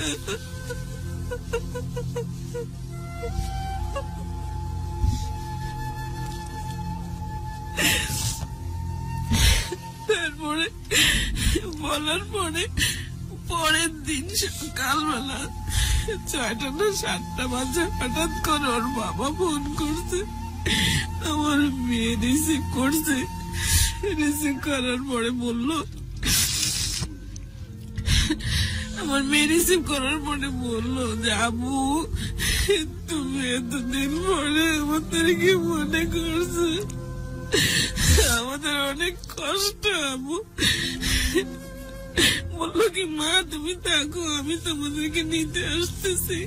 এই কথা বলে বলে 7-8 দিন অপেক্ষা করলাম আর আসলোই না নিতে। আমি ওখানে আর রাখলাম না এতিমখানায়। ওই যে আমার ভিতরে ভয় আমার ছেলে যদি আবার হারায় যায়, কোথাও চলে যায়। আমি আবার ঢাকায় নিয়ে আসি ওদেরকে ব্যাগ করে। ওর ফুপির সাথে মাঝে মাঝে যোগাযোগ করি। আবার কি করব আমি আমার বাচ্চাদেরকে নিয়ে। মানে বললো যে আচ্ছা ঠিক আছে দেখি আমরা যদি ওর আব্বুর সাথে কথা বলতে পারি, আমরা তো আর খাওয়াবো না, খাওয়াবে তো ওর বাবা, আমরা নিয়ে আসে কি করবো এখন কি পরিস্থিতি। তারপরে এভাবে করে তারা একটা আপোষ মীমাংসা করে দেয়। মীমাংসা করে দিয়ে আমাকে গ্রামের বাড়িতে নিয়ে যায়। এই গত বছরে জানুয়ারির 12 তারিখে নিয়ে যায়। গ্রামের খোলামেলা পরিবেশ। নিয়ে যাওয়ার পরে সে আবার সেই গ্রামের বাড়িতে আমার উপরে অত্যাচার শুরু করে। যখন দেখলাম আমি তো একটা চিন্তাই করে থাকলাম যে আল্লাহ কোন রকম ভাবে আর 2-4টা বছর পার করি, আমার বাচ্চাগুলি একটু বুঝের মধ্যে আসুক আল্লাহ, সেই পর্যন্ত থাকবার মতো কোন পরিস্থিতি তুমি করে দাও তৈরি। তারপরে আস্তে আস্তে বাউন্ডারি দেওয়া শুরু করলো, আবার জানলার মধ্যে নেট দেওয়া শুরু করলো। মুরগির ফার্মের কথা বলে জানালার ওই পাশে দিয়ে পুরাটা ঘেরাও দিয়ে দিল। আমাকে কারো বাসায় যাইতে দিবে না, কারোর সাথে মিশতে দিবে না, কারোর সাথে কথা বলতে দিবে না। আমি সব শর্ত মানে নিলাম। মানে নেওয়ার পরেও ওই যে আবার গেট বানাইলাম, তালা দেওয়া শুরু করলো, তাও মানলাম। বড় ছেলেটাকে আবার আমার কাছ থেকে বেড়ানোর কথা বললো, আবার ওই বড় ছেলেটাকে আলাদা করলো। করার পরে এই 5 মাস থাকলাম। বড় ছেলেটাকে মোবাইল কিনে দেয়, যা চায় তাই দেয়, প্রতিদিন 500 টাকা পকেট খরচে দেয়, দিয়ে দিয়ে আমার ছেলেটাকে নষ্ট করার চেষ্টা করতেছে। আমি তার বোনদেরকে জানাই যে আপা কি করব, সে তো একের পর এক অত্যাচার করতে আছে। বর্তমান অবস্থাটা বলেন। হ্যাঁ, তারপরে এইভাবে করার পরে মেয়েটাকেও আটকে রাখলো, ওদের লেখাপড়া বন্ধ। বর্তমান অবস্থা বলেন। হ্যাঁ, তারপরে আমার এই ছোট ছেলেটাকে আবার সেই ছোট ছেলেটার উপরে মারধর, অত্যাচার। বর্তমান অবস্থা বলেন। ছোট ছেলেটাকে নিয়ে, ছোট ছেলেটাকে বের হইতে দিবে না, তার কাটা দেয়, বাউন্ডারি করে ওকে মারধর করে। তখন আমি মে মাসের 26 তারিখে 999 কল করে পুলিশের সহায়তা নিয়ে আমি আমার 3 সন্তান নিয়ে উদ্ধার হয়ে আসে। বামচোটটা বুঝছেন? উদ্ধার হয়ে আসে আমি লালমাটিয়া মহিলা বিষয় অধিদপ্তর, সেখানে আমি আশ্রয় নিই। আমি এখানে গত 6 মাস ধরে আমি আমার বাচ্চাদের নিয়ে এই আশ্রয় কেন্দ্রে পড়ে আছি। আশ্রয় কেন্দ্রে আপনার সাথে আছে আপনার ছোট বাচ্চা? আমার 3 বাচ্চা আমার সাথে আছে। আশ্রয় কেন্দ্র, এটা একটা আশ্রয় কেন্দ্রে আমি আছি। আমি জানি না আমার এই 3 সন্তানকে নিয়ে আমি কোথায় যাব, কি করব। আমি 1098 এর যে মহিলা বিষয় হেড অফিস আছে, সেখানে আমি একটা অভিযোগ করি। তাদের বাবার কোনো খোঁজ খবর নাই? না, অভিযোগ করি। সেই অভিযোগের মাধ্যমে আমার হাজবেন্ডকে 3 বার চিঠি দেয়, সে চিঠি ডাকে সে আসে না। তারা থানায়ও 2 বার চিঠি পাঠায়, আমি থানায় খোঁজ খবর নেই। থানার সবাই বলে কোনো চিঠি আসে না, অথচ আমি নিজেই পোস্ট করছি চিঠি। সেই চিঠিগুলি আমার কাছে আছে, থানায় চিঠি পাঠানো যে হয়েছে তার হেড অফিসে। এখন 3 বাচ্চায় থাকছে, 3 বাচ্চাকে নিয়ে আপনি আশ্রয় কেন্দ্রে আছেন। আপনার তো কোনো রকমের ভূত ভবিষ্যতের কোনো রকমের কোনো সুযোগ এখন নাই। না, আপনার হাজবেন্ড কোনো রকমের কোনো খোঁজ খবর কোনো কিছুই নাই না? এই অবস্থার মধ্যে আছেন আপনি? জি। আপনার ছোট বাচ্চার নাম কি? আমার ছোট বাচ্চার নাম মোহাম্মদ। আর বড় ছেলে? বড় ছেলের নাম আম্মার, মেয়ের নাম ইলমা। ইলমা? জি। বড় ছেলের নাম আম্মার? আম্মার, মোহাম্মদ আর ইলমা। মোহাম্মদ, আব্বাস এদিকে আসো। মোহাম্মদ হারায় যেত, তাই না? ওই 3 বার হারিয়ে গেছে। জি। বাবা আসো তো আমার কাছে, আসো। এদিকে আসো, এদিকে জান আসো, আসো যান আমার কাছে, আসো যান। যেতে পারছে না, একটু করে দেন, আসো যান। জানে যে তার শরীরে অ্যাক্সিডেন্ট হওয়ার খবরটা এটা তো হয়েছিল যে এটা হয়েছিল যে থাই গ্লাস ভেঙে যে জিনিসগুলো ওর এই যে এখানে তার পায়ে কাটা আছে, জানাস? তার হাতে সেলাই আছে, তার পায়ে সেলাই আছে। আমার কোলে আসো আব্বা, আসো যান আমার এই ছেলেটা আসো যান। জন্মের পর থেকে তার বাবার কোনো আদর ভালোবাসা পায়নি। সে কখনোই আমার বাচ্চাটাকে একটু আদর করে সে ডাকও দেয়নি। কখনোই সে আমার বাচ্চাটাকে সে কোলে করে একটু আদর করেনি।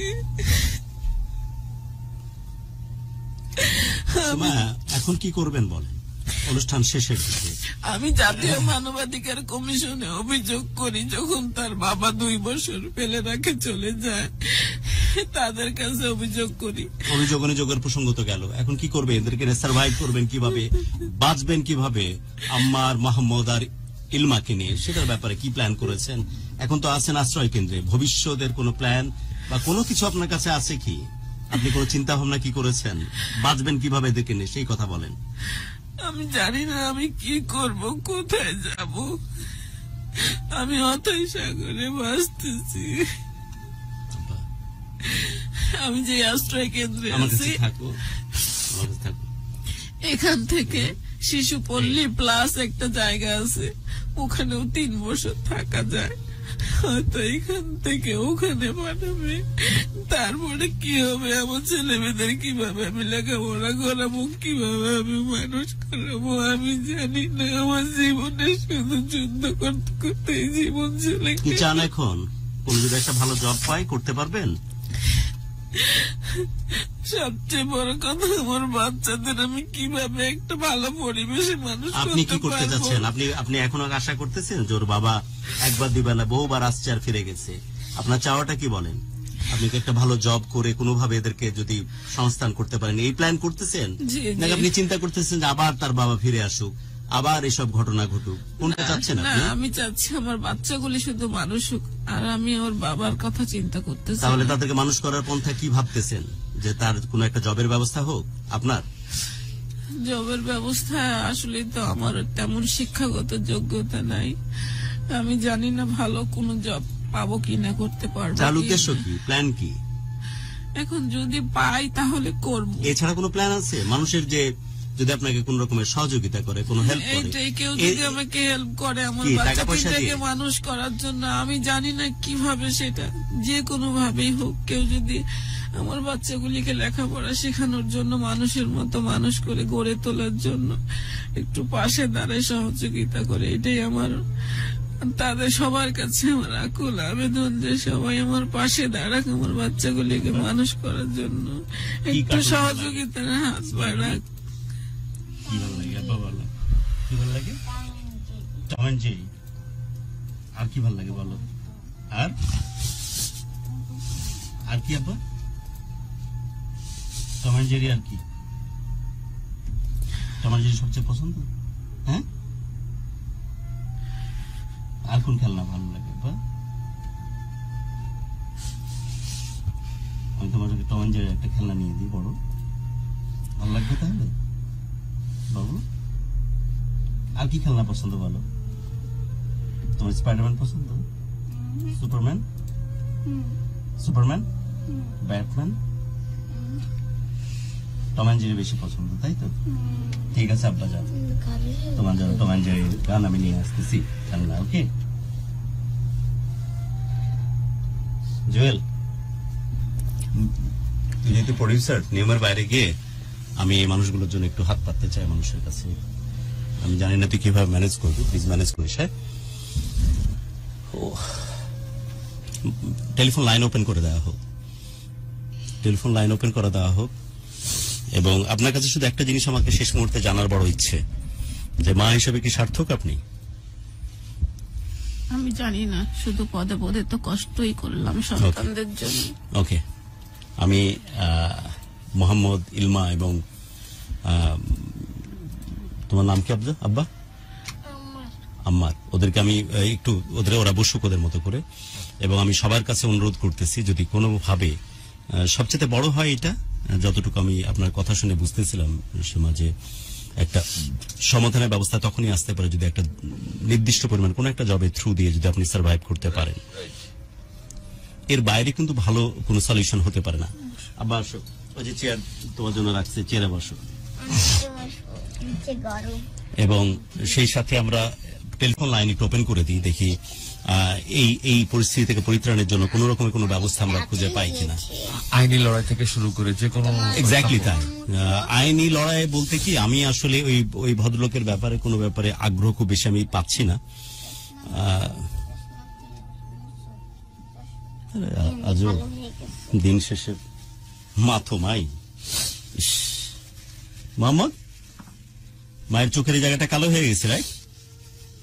যে মাছে কাজল দিয়েছিল, যে মাকে মুছাই দাও, এই যে আমি পানি দিয়ে দিচ্ছি, তুমি মুছাই দাও।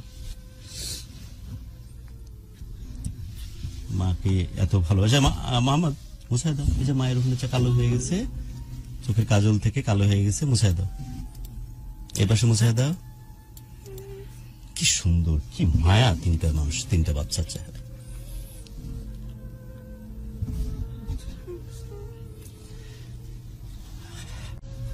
আমি এতে সময় আপনাদের কাছে হাত বাড়াচ্ছি, একদম মানে কায় মনোবাক্যে আপনাদের কাছে প্রার্থনা জানাচ্ছি যে আমার জানা নাই যে মানুষগুলোর ভবিষ্যৎ বা মানুষের জীবন গিভ মি মাই সান কোনোভাবে পরিবর্তন আসতে পারে কিনা। বাট আপনাদের কাছে আমি এই তিন বাচ্চার জন্য স্পেশালি এদের সার্ভাইভের জন্য আপনাদের কাছে অনুরোধ জানাচ্ছি, যদি কোন রকম কোনো ব্যবস্থা ঘটে যায়, এর চাইতে বড় কিছু আর হতে পারে না। আমি এদের সামনে যদি কোনোভাবে আপনাদের কখনো কোনো ভালো লাগার কারণ হয়ে থাকি, তার দোহাই দিয়ে বলতেছি যে প্লিজ আমাকে রেসপন্স করেন। টাকা কোনোভাবেই কোনো সলিউশন হতে পারে না এই অর্থে যে আজ টাকা দিলেন কালই হয়তো টাকাটা শেষ হয়ে যাবে। কোনো না কোনো ভাবে এমন একজন কর্মঠ মানুষটাকে, এমন একজন কর্মঠ মাকে যদি কোনো কাজের আওতায় নিয়ে আসতে পারেন, আমি বলতেছি না যে এই মানুষটি অনেক বেশি ক্যাপেবল, অনেক বেশি স্কিলড, যাতে করে আপনার কোম্পানির অনেক বড় কিছু উপকার হয়ে যাবে, কিন্তু আপনারা সিএসআর অ্যাক্টিভিটিজের পার্ট হিসাবে চিন্তা করলেও, কোনো কর্পোরেট একটা রেসপন্সিবিলিটি পার্ট হিসেবে চিন্তা করলেও এই মানুষটিকে যদি আপনারা হেল্প করতে পারেন, কারণ যে মানুষটির নারী ছেড়া ধন, এই তিনটি বাচ্চা ব্যাক টু ব্যাক, এদের বয়সগুলো তিনজনেরই অনেক বেশি ছোট। আপনারা দেখতে পাচ্ছেন মোহাম্মদকে, দেখতে পাচ্ছেন ইলমাকে, এবং দেখতে পাচ্ছেন তার বড় ছেলেকে। এই তিনটি বাচ্চার মুখে যে পরিমাণ মায়া, যে পরিমাণ মহব্বত, আর যে পরিমাণ নিষ্পাপ দেখতে, বহু বহু বহু বহু বছরের বহু বহু বহু জন্মের পুণ্য করলে হলে হয়তো এরকম বাচ্চাগুলোকে পেটে ধরতে হয়, পেটে ধরা যায়। এবং আমি মোহাম্মদের শরীরের যে দাগগুলো দেখতেছিলাম, যে কোনো কারণ ছাড়াই, কিছুটা অবহেলায় এবং কিছুটা তার প্রতি সেই খেয়াল মায়ের না রাখতে পারা, কারণ তাকে তো তাদেরকে বাঁচিয়ে রাখার স্বার্থে জব করতে হতো, কারণ প্রথম হাজবেন্ড থেকে শুরু করে পরবর্তী যে মানুষের সাথে তার সম্পর্ক হয় সবসময় সে ডিপ্রাইভ হয়, যে কারণে হয়তো তাকে কাজের সংস্থানের জন্য বের হতে হতো।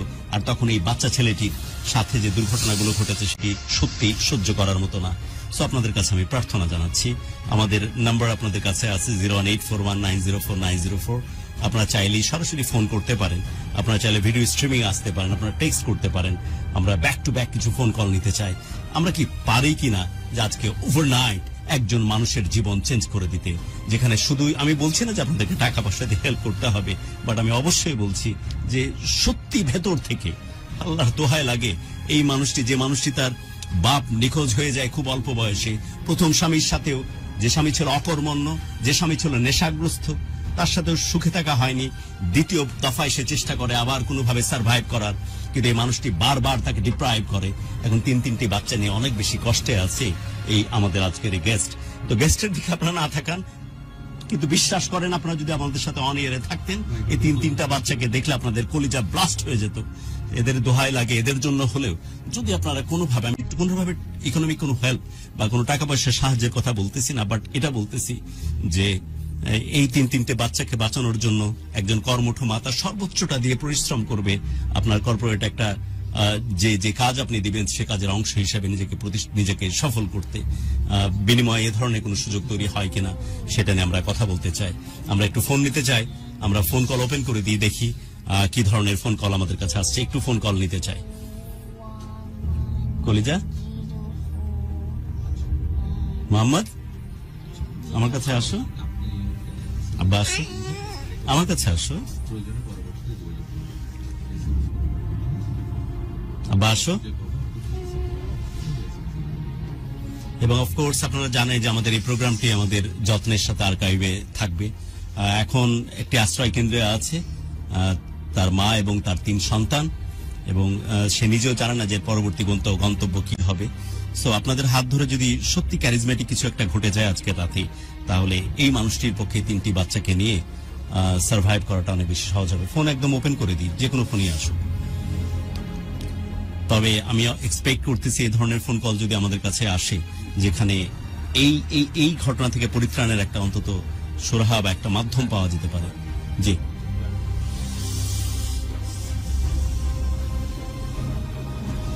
হ্যালো, আসসালামু আলাইকুম। আমার কথা শুনতে পাবেন? আমার পারবে। হ্যালো, আমি ভালো আছি। কে বলছেন? আমি রংপুর থেকে আকাশ বলছিলাম। জি আকাশ, প্লিজ বলুন। সিটি কর্পোরেশন 9 নম্বর ওয়ার্ড থেকে আকাশ বলছিলাম। গুরু, আমি শুনতেছি আপনার নিয়মিত, আমি শুনি এটা।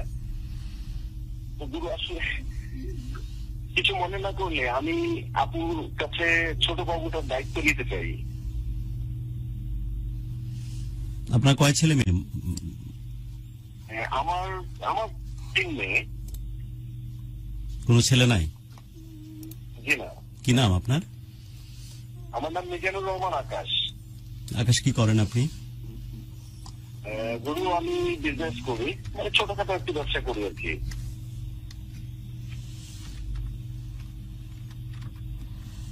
আকাশ, এটা তো আসলে অনেক বড় সিদ্ধান্ত, বাট আকাশ, এটা সত্যি যে মোহাম্মদ, জি আপনি আমার কথা শুনতে পাচ্ছেন আকাশ?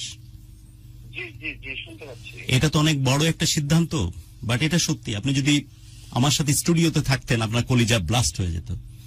একটা বাচ্চার চেহারা, একটা বাচ্চার লুক, একটা বাচ্চার অ্যাটিটিউড কত কত বেশি নিষ্পাপ আর কত বেশি মিষ্টি হতে পারে যদি দেখতেন। জি গুরু, আমি নিয়মিত আপনার যেহেতু প্রোগ্রামটা শুনি, আমি প্রোগ্রামটা শুরু থেকে শোনার জন্য আমি 1 ঘন্টা আগে থেকেই আমি প্রস্তুতি নিয়েছিলাম। আমি লাইভে ওর ওই বডির ওই পার্ট গুলো দেখানো উচিত না বিধায় দেখায়নি।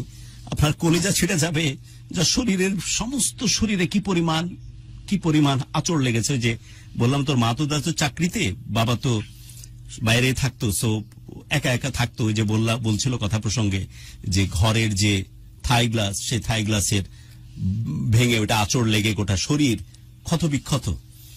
এবং এত মিষ্টি চেহারা, এত মিষ্টি বাচ্চা।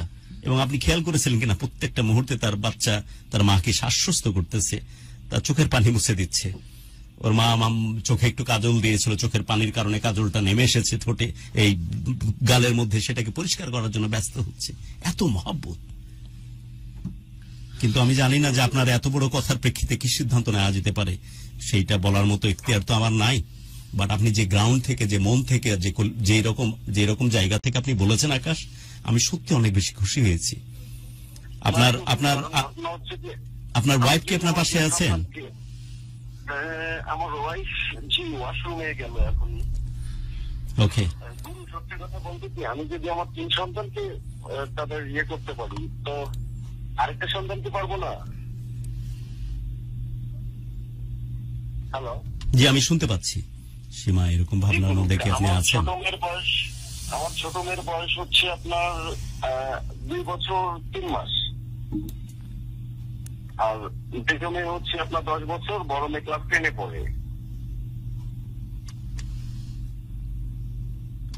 বড় মিষ্টি। সীমা, কিছু কি বলবেন নাকি পরবর্তীতে সিদ্ধান্ত নেবেন? কোন সমস্যা নেই, এখনই সিদ্ধান্ত দিতে হবে। আপনার এই তথ্য আমাদের জানা থাকলো। আকাশ, আমাদের মন অনেক বড় হয়েছে যে এরকম মানবিক অবস্থা থেকে আপনি এই কথাটা বলেছেন। ঠিক তাই, যে সন্তানের দরজা আমি দিতে চাই, আমি তার সত্যিকারের মানে বাবার যে জায়গা সেটা আমি তার মতো করে দিতে চাই। আমি আপনার অপেক্ষায় থাকবো। জি, কিন্তু সবকিছুর ঊর্ধ্বে এখনই তাৎক্ষণিক সিদ্ধান্ত নেওয়ার দরকার নেই। আপনারা চিন্তা করেন আগে, ম্যাডামকে বলেন, ম্যাডাম যদি মনে করেন যে হ্যাঁ, কারণ একজনকার সন্তান আরেকজনকে দিতে যে কি কষ্ট, সেটা সে কারণে আমরা বলছিলাম যে আমরা সময় নিয়ে নিশ্চয়ই জানাবো। ধন্যবাদ। এক্স্যাক্টলি। বাট সীমা, আপনি তো বুঝতেছেন যে কি পরিমাণ মানবিক কারণে, কি পরিমাণ আবেগ থেকে মানুষটি আপনার সন্তানকে একদম তার মাথায় তুলে রাখতো। তার 3টা মেয়ে আর একটি পুত্র সন্তান হতো তার ঘরে। আপনি এটা তো বুঝতে পারতেছেন সীমা, এই দরদ, এই মায়া, এই মহব্বতের জায়গাটা তো বুঝতে পারছেন। সিদ্ধান্ত আপনার দেন অথবা দেন না সেটা আলাদা বিষয়, বাট আকাশ যে গ্রাউন্ড থেকে বলতেছে সেটা বুঝতে পারতেছেন তো সীমা? তার মানে বহু কষ্টের কারণ আপনার বাবা, আপনার প্রথম স্বামী, আপনার পরবর্তী স্বামী, কিন্তু এর পাশাপাশি কিছু ভালো মানুষও আছে। জি ভাই, আপনি লাইভে আছেন, বলেন। জি, আসসালামু আলাইকুম। ভালো আছেন আপনি? জি শুনতে পাচ্ছি। কে বলছেন? জি গুরু, আমি রাজু বলছিলাম। হ্যাঁ রাজু, কোত্থেকে বলছেন? জি আমি ঢাকা থেকে বলছিলাম। জি রাজু, প্লিজ বলুন। জি গুরু, আমি শুরু থেকেই গল্পটা শুনলাম আর কি। অত্যন্ত দুঃখজনক গল্পটা। তো আপুর জীবনের গল্পটা আসলেই কঠিন এবং দুঃখজনক। আর সব থেকে সেটা হচ্ছে এই ছেলেটার গল্পটা শুনে আসলে ছোট ছেলেটার সাথে যেটা হয়েছে, যে অত্যাচার নির্যাতন গুলো হয়েছে, আসলে একটু আগে যে কলটা আসলো যে এর ভরণ পোষণের দায়িত্ব নিতে চাচ্ছে, আমিও চাই আসলে ওর ভবিষ্যৎ অনেক সুন্দর হোক। কিন্তু আমি আসলে কিছু কিছু বিষয়ে একটু কনফিউজ। জি প্লিজ ক্লিয়ার করতেছি, আপনি জিজ্ঞেস করুন। জি জি কথা বলুন। জি উত্তর দিন যে প্রশ্নগুলো করছে। হ্যালো, আসসালামু আলাইকুম। হ্যাঁ সীমাপু, জি বলেন। বিষয়টা হচ্ছে আপনার গল্পটা শোনার পরে যেটা বুঝতে পারলাম সেটা হচ্ছে আপনি আপনার বাচ্চাদের ভবিষ্যতের জন্য অনেক স্যাক্রিফাইস করেছেন, অনেক কান্না করলেন, ঠিক আছে। আমার প্রশ্নটা হচ্ছে আপনি আপনার আগের ফ্যামিলির বাচ্চাদের ব্যাপারে একদম দায়িত্বহীন কেন? বিষয়টা হচ্ছে আপনি এখন এই যে মোহাম্মদকে নিয়ে অনেক সিরিয়াস, ওর ভবিষ্যতের জন্য অন দ্য আদার হ্যান্ড দেখা গেল যে আপনি আপনার মেয়েকে ইউএসএ পাঠাতে চেয়েছিলেন তার ফুপুর বাসায়, যাতে করে তার একটা উত্তম ভবিষ্যৎ আসে। কিন্তু আপনার যে আগের ফ্যামিলিতে 2টা বাচ্চা আছে, ওদের ভবিষ্যতের কথাটা আপনি ভেবেছিলেন কিনা? ওকে রাজু, আমি সীমার কাছ থেকে উত্তর নিব, তার আগে আপনাকে বলে রাখি আমি এতে কিন্তু কোনো কিছু বাদ দিই না। আমার কনভারসেশনের মাঝখানে খেয়াল করে দেখবেন ঘুরে ঘুরে কিন্তু আমি 2 বাচ্চার প্রসঙ্গ তুলে নিয়ে এসেছি, যে সেখানে যে মহব্বতটা ডিমান্ড করে তারা, সেই জিনিসটা তার পক্ষ থেকে গেছে কিনা। সে অফিয়ারে যে কথাটা আমাকে বলেছে, এবং জি এটা শেষ করে নি, অফিয়ারে সে আমাকে যে কথাটা বলেছে এবং অনিয়ারে যে কথাটা বলেছে, যে আমি একদম আর্লি এজে, যখন আমাদের বয়স খুবই কম, বাবা নিখোঁজ হয় কত বছর বয়সে? 8 বছর বয়স যখন তখন থেকে তার বাবা নিখোঁজ হয়ে যায়। মরে যায়নি কিন্তু, হারিয়ে যায়। হারিয়ে যাওয়া মানে দায়িত্ব থেকে পালিয়ে যায়। এবং তার 14 বছর বয়সে বিয়ে হয়। 14 বছর বয়সে বিয়ের পরেই 2 বছরের মধ্যে 2টি সন্তান। তারপরেই তো সার্ভাইভ করতে দেশের বাইরে চলে যায়, কারণ এডিক্টেড স্বামী যেভাবে অত্যাচার করতো তখন সেখান থেকে পালিয়ে যাওয়ার জন্য সিদ্ধান্তটা নেয়। এখানে যে দোষের কিছু নয় তা কিন্তু আমি কোনোভাবেই বলতেছি না, এটা আন্ডারমাইনও করতেছি না। আপনি আমার কথার ধরনে টের পাবেন যে তাকে আমি কিন্তু চরমভাবে জেরা করেছি এবং খুব নগ্নভাবে জেরা করেছি, যে শ্রীলঙ্কায় যখন সে যায় বা সাউথ আফ্রিকা যাওয়ার চেষ্টা যখন করে, তখন তার এই মাস্তিটাই ফিল কি তাকে ভর করেছিল নাকি ওই 2 বাচ্চার পিছু টান তাকে কষ্ট দিত, এগুলো কিন্তু খুব নগ্নভাবে বলেছে। আপনি যদি পুরো প্রোগ্রাম শুনে থাকেন আপনি কি বুঝতে পারতেছেন আমার কথা, এবং সেই পিছু টান আছে কিনা। কিন্তু সে যে জিনিসটা আমাকে অফিয়ারে এবং অনিয়ারে বলেছে, এত বেশি কষ্ট একটা মানুষের জীবনে আসতে যখন শুরু করেছে, তখন সে প্রায়োটাইজ চিন্তা করেছে যে ওরা তো 16 বছর 17 বছর হয়ে গেছে, সামহাউ সার্ভাইভ করতেছে, অন্তত এই বাচ্চাগুলোকে নিয়ে আমি কোনোভাবে যদি দাঁড় করিয়ে দিতে পারি। মানে মা হিসেবেও তখন প্রায়োটাইজ করেছে যে ওরা কোনোভাবে সার্ভাইভ করতেছে, দাদির কাছে আছে, এবং তারা যেভাবে সার্ভাইভ করতেছে তাতে তারা করে বাঁচতে পারবে। কিন্তু এই 3টা বাচ্চা যেন পথে না বসে যায়, অন্তত এদেরকে আমি কোনোভাবে একটা পথ যদি খুঁজে দিতে পারি। মা হিসাবে যদিও কোনোভাবেই কোনো কিছু প্রায়োরিটাইজ করার সুযোগ নাই, কিন্তু করেছে। আমার মনে হয় আপনি আপনার উত্তরটা আমি দিতে পেরেছি। আমি উত্তরটা দিলাম এই কারণে, কারণ তার সাথে আমার অফিয়ারের কথা হচ্ছিল এবং অনিয়ারে যতটুকু আমি বুঝেছি, বাট আমি কিন্তু ধরতে তাকে বাদ দিইনি। জি রাজু, আরেকটা বিষয় গুরু, সেটা হচ্ছে আপনার এখন হচ্ছে এই যে তার পরবর্তী সংসারে 3টা সন্তান হলো, এরা কিন্তু পরে আসছে। হ্যাঁ, তার কিন্তু আগের সংসারের সন্তানরা আগে ছিল, তখন কিন্তু এই 3টা সন্তানের অস্তিত্বই ছিল না। কিন্তু সে তার প্রথম হাজবেন্ডের কাছ থেকে পরিত্রাণ পাওয়ার জন্য, আপনি কি আমাকে শুনতে পাচ্ছেন? একদম শুনতে পাচ্ছি রাজু। তবে আজকে আমি একটু ইন্টারফেয়ার করলাম। রাজু ভাই, আজকে আমরা এই আলাপে না যাই, দোষ গুণ বিশ্লেষণে না যাই, যেহেতু সিচুয়েশনটা আমরা পুরোপুরি অন স্পট বুঝতে পারছি। এই মুহূর্তে অনেকে ইন্টারেস্টেড, তাদের জন্য একটু সাপোর্ট, এবং আমরা কোনো টাকা পয়সার জন্য রিকোয়েস্ট করিনি, বলেছি একটা প্রপার সলিউশন, ইনফ্যাক্ট যে ধরনের কাজের জন্য উনি উপযুক্ত তার জন্য একটা কাজের ব্যবস্থা করে দিতে, তাদেরকে একটু সুযোগ দিই, তাদেরকে একটু কথা বলবার। আর আপনার অভিযোগ, আপনার মতামত আমরা ঠিকঠাক বুঝতে পেরেছি, এবং আমার বিশ্বাস যে আপনি নিজেও আপনাকে ক্লিয়ার করতে পেরেছেন। প্লিজ 1 মিনিটের শর্ট টাইম একটু শেষ করবেন প্লিজ। সেটা হচ্ছে তার এই প্রথম হাজবেন্ড কোনো কাজ করতো না, তার দ্বিতীয় হাজবেন্ড, 2টা হাজবেন্ডই তার ব্যাড লাক, 2টা হাজবেন্ডই খারাপ ছিল। কিন্তু রাজু ভাই এখানে একটু আপনাকে ক্লিয়ার করতে চাই, তার দ্বিতীয় হাজবেন্ড কাজ করতো না সেটা না, বাট আমরা বেশ কিছু একটু সঙ্গত কারণে আমরা আসলে ঠিক বলতে পারিনি যে তিনি কাজ করতেন কিনা এবং কোথায়। হ্যাঁ, কাজ তিনি করতেন না, বাট তিনি একটি পদস্থ কর্মকর্তা ছিলেন, এবং সেই ব্যক্তির সম্মান এবং সেই প্রতিষ্ঠানের সম্মানের জন্য আমরা এই ব্যাপারটাকে ইগনোর করেছি এবং আমরা স্কিপ করে গেছি। তবে রাজু আমার কথাটা একটু শোনেন। আমার কাছে গেস্ট বা যারা ফোন কলার, এরা তো আমার কাছে অনেক বেশি ইম্পর্টেন্ট, এই জন্য আমি কারো কথা ড্রপ করি না, কারো কথা অ্যাভয়েডও করি না। যতক্ষণ অন এয়ারে থাকি তার সাথে আমি যতক্ষণ মধ্যে সে স্যাটিসফাইড না হচ্ছে আমি কথা কন্টিনিউ করি। কিন্তু আজকের প্রেক্ষিতটা একটু ভিন্ন। আমি কিন্তু নিজে থেকেই আজকের গেস্টকে কিন্তু এমন কিছু কোশ্চেন আমি করেছি, আপনি খেয়াল করে দেখেন পুরো প্রোগ্রামটা, আপনি যে জিনিসগুলোকে পোর্ট্রে করার চেষ্টা করতেছেন সেই জিনিসগুলো কিন্তু আমিও কভার করেছি। কিন্তু দিন শেষে তার সঠিক বেঠিক বা তার সীমাবদ্ধতা বা তার কষ্টের জীবনের কারণে যে ঘটনায় সে ঘটিয়ে ফেলুক না কেন, এই 3টি বাচ্চাকে সার্ভাইভ করানোটা অনেক বেশি প্রয়োজন হয়ে পড়েছে। তাই মানুষের কাছে আমি হাত পাততে বসেছি, মানুষ যদি কোনো না কোনো সলিউশন আমার পাশে এসে দাঁড়ায়। ওকে, আমরা যাচ্ছি নেক্সট ফোন কলে। আমি নেক্সট ফোন কলে যাচ্ছি। অবশ্যই কিছুটা গোপনীয়তা রাখার কারণেই হয়তোবা অনেক কিছু আপনি আপনি জানতে পারেননি, এই কারণ তার দ্বিতীয় স্বামীর ব্যাপারে কিছু সেন্সিটিভ তথ্য রয়েছে এবং যার সঙ্গে কিছু প্রতিষ্ঠানও জড়িত, এই কারণে আমরা ব্যাপারটাকে এড়িয়ে যাওয়ার চেষ্টা করেছি। একজন পদস্থ কর্মকর্তা, যে হাই ভোল্টেজ একজন কর্মকর্তা আর কি, তার প্রসঙ্গ টানলে অনেকের ইনফরমেশন চলে আসে। মিডিয়া থেকে আমরা পারমিটেড না যে সবকিছু আমরা ডিসক্লোজ করি, তাই হয়তো তার প্রসঙ্গটা ডিটেলে আসেনি। বাট এখানে সে ব্যক্তি ইম্পর্টেন্ট না, ইম্পর্টেন্ট অ্যাকচুয়ালি আমাদের গেস্ট সীমাও না, ইম্পর্টেন্ট তিনটি বাচ্চা যাদের মুখের দিকে তাকালে যে কোনো মানুষের কলিজা ব্লাস্ট হতে বাধ্য। এত মায়া এই তিনজন মানুষের মুখে, এত চমৎকার দেখতে, এত লক্ষ্মী বাচ্চা। আল্লাহ এদেরকে কোনো না কোনো ভাবে ভালো থাকার একটা জারিয়া দেন। আমার বিশ্বাস, আমি পারতেছি না বিধায় তো আপনাদের প্রতি আমি নির্ভর করতেছি না। আমি চাচ্ছি যে আপনাদের থ্রু দিয়ে কোনো না কোনো সলিউশন আসুক। আমার অনেক ভালোবাসা আমার আকাশ ভাইয়ের জন্য, রংপুর থেকে যিনি ফোন দিয়েছেন। হয়তো এই ঘটনাটা ঘটবে না, সীমা হয়তো সিদ্ধান্ত নিবে না, কিন্তু এই যে আমার প্রোগ্রামের কারণে তিনি একই রকম মমতা নিয়ে ভাবতে চেষ্টা করেছেন যে আমার 3টা বাচ্চা আর একটা ছেলে থাকুক, মাহমুদের নামে আমার কলিজা ঠান্ডা করে আমার সাথে থাকুক। এটাই হচ্ছে আমাদের প্রোগ্রামের সার্থকতা। নেক্সট ফোন কলে যাচ্ছি। যে কোনো ফোন কলই করুক, যে কেউ যে কোনো ফোন কল, তুমি ফিল্টারিং করার দরকার দিতে থাকবো একটা। না, আমি ফিল্টারিং করার সুযোগও পাচ্ছি না। দাস ধরো আর দিয়ে দাও, যে কোনো ফোন কলে। ওকে, হ্যালো। আচ্ছা, ওদেরকে আমরা আপাতত একটু, ওকে মোহাম্মদ, ওরা যে প্লেগ্রাউন্ডে ছিল ঢাকা এফএম এর ওখানে, আমরা ওই প্লেগ্রাউন্ডে চলে যাও আব্বা, আসতেছি। আর তোমার জন্য তুমি যে বলেছো যে টম এন্ড জেরি পছন্দের না, টম এন্ড জেরি খেলনা আমি তোমার জন্য তোমার আম্মুর কাছে ব্যবস্থা করতেছি যেন তোমাকে দিয়ে দেয়া। ঠিক আছে আব্বা? আব্বা যান কথা বলেন। Hello hello hello. আচ্ছা, ওনার হ্যালোতে সমস্যা আছে।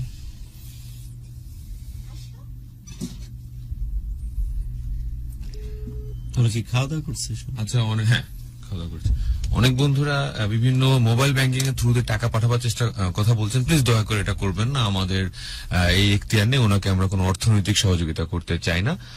আপনাদের দোয়াটা আমাদের কাছে ইম্পর্টেন্ট এবং দীর্ঘস্থায়ী সমাধানের জন্য যেটা সাপোর্ট দেওয়ার প্রয়োজন সেটা দয়া করে। একদমই তাই। এবং দীর্ঘস্থায়ী সমাধানের আমি তো বুঝিয়ে নি যে আকাশ এই ধরনের অ্যাপ্রোচ করবে। এই যে আমার বন্ধুদের কাছে কত রকমের সমাধান আছে, রাইট? যেমন রংপুরে আকাশ বললো। আর যদি কোনো পার্মানেন্ট সলিউশন বলতে জব বা এই ধরনের কিছু হয়, এমনই তো, এর বাইরে আর কি ভাবতে পারি, তাই তো সীমা? জি, একজন ফোনে আছেন। আসসালামু আলাইকুম। আসসালামু আলাইকুম। জি, কে বলছেন? জি গুরু, আমি সুমন বলছি, ইতালি রোম থেকে। আপনি ভালো আছেন? আমি ভালো আছি। সুমন কেমন আছেন? সুমনকে যে হাঁটতে সুমনের হাঁটতে হাঁটতে কথা বলেছিলে, ওই যে আমাকে তোমার ঘর দেখালে।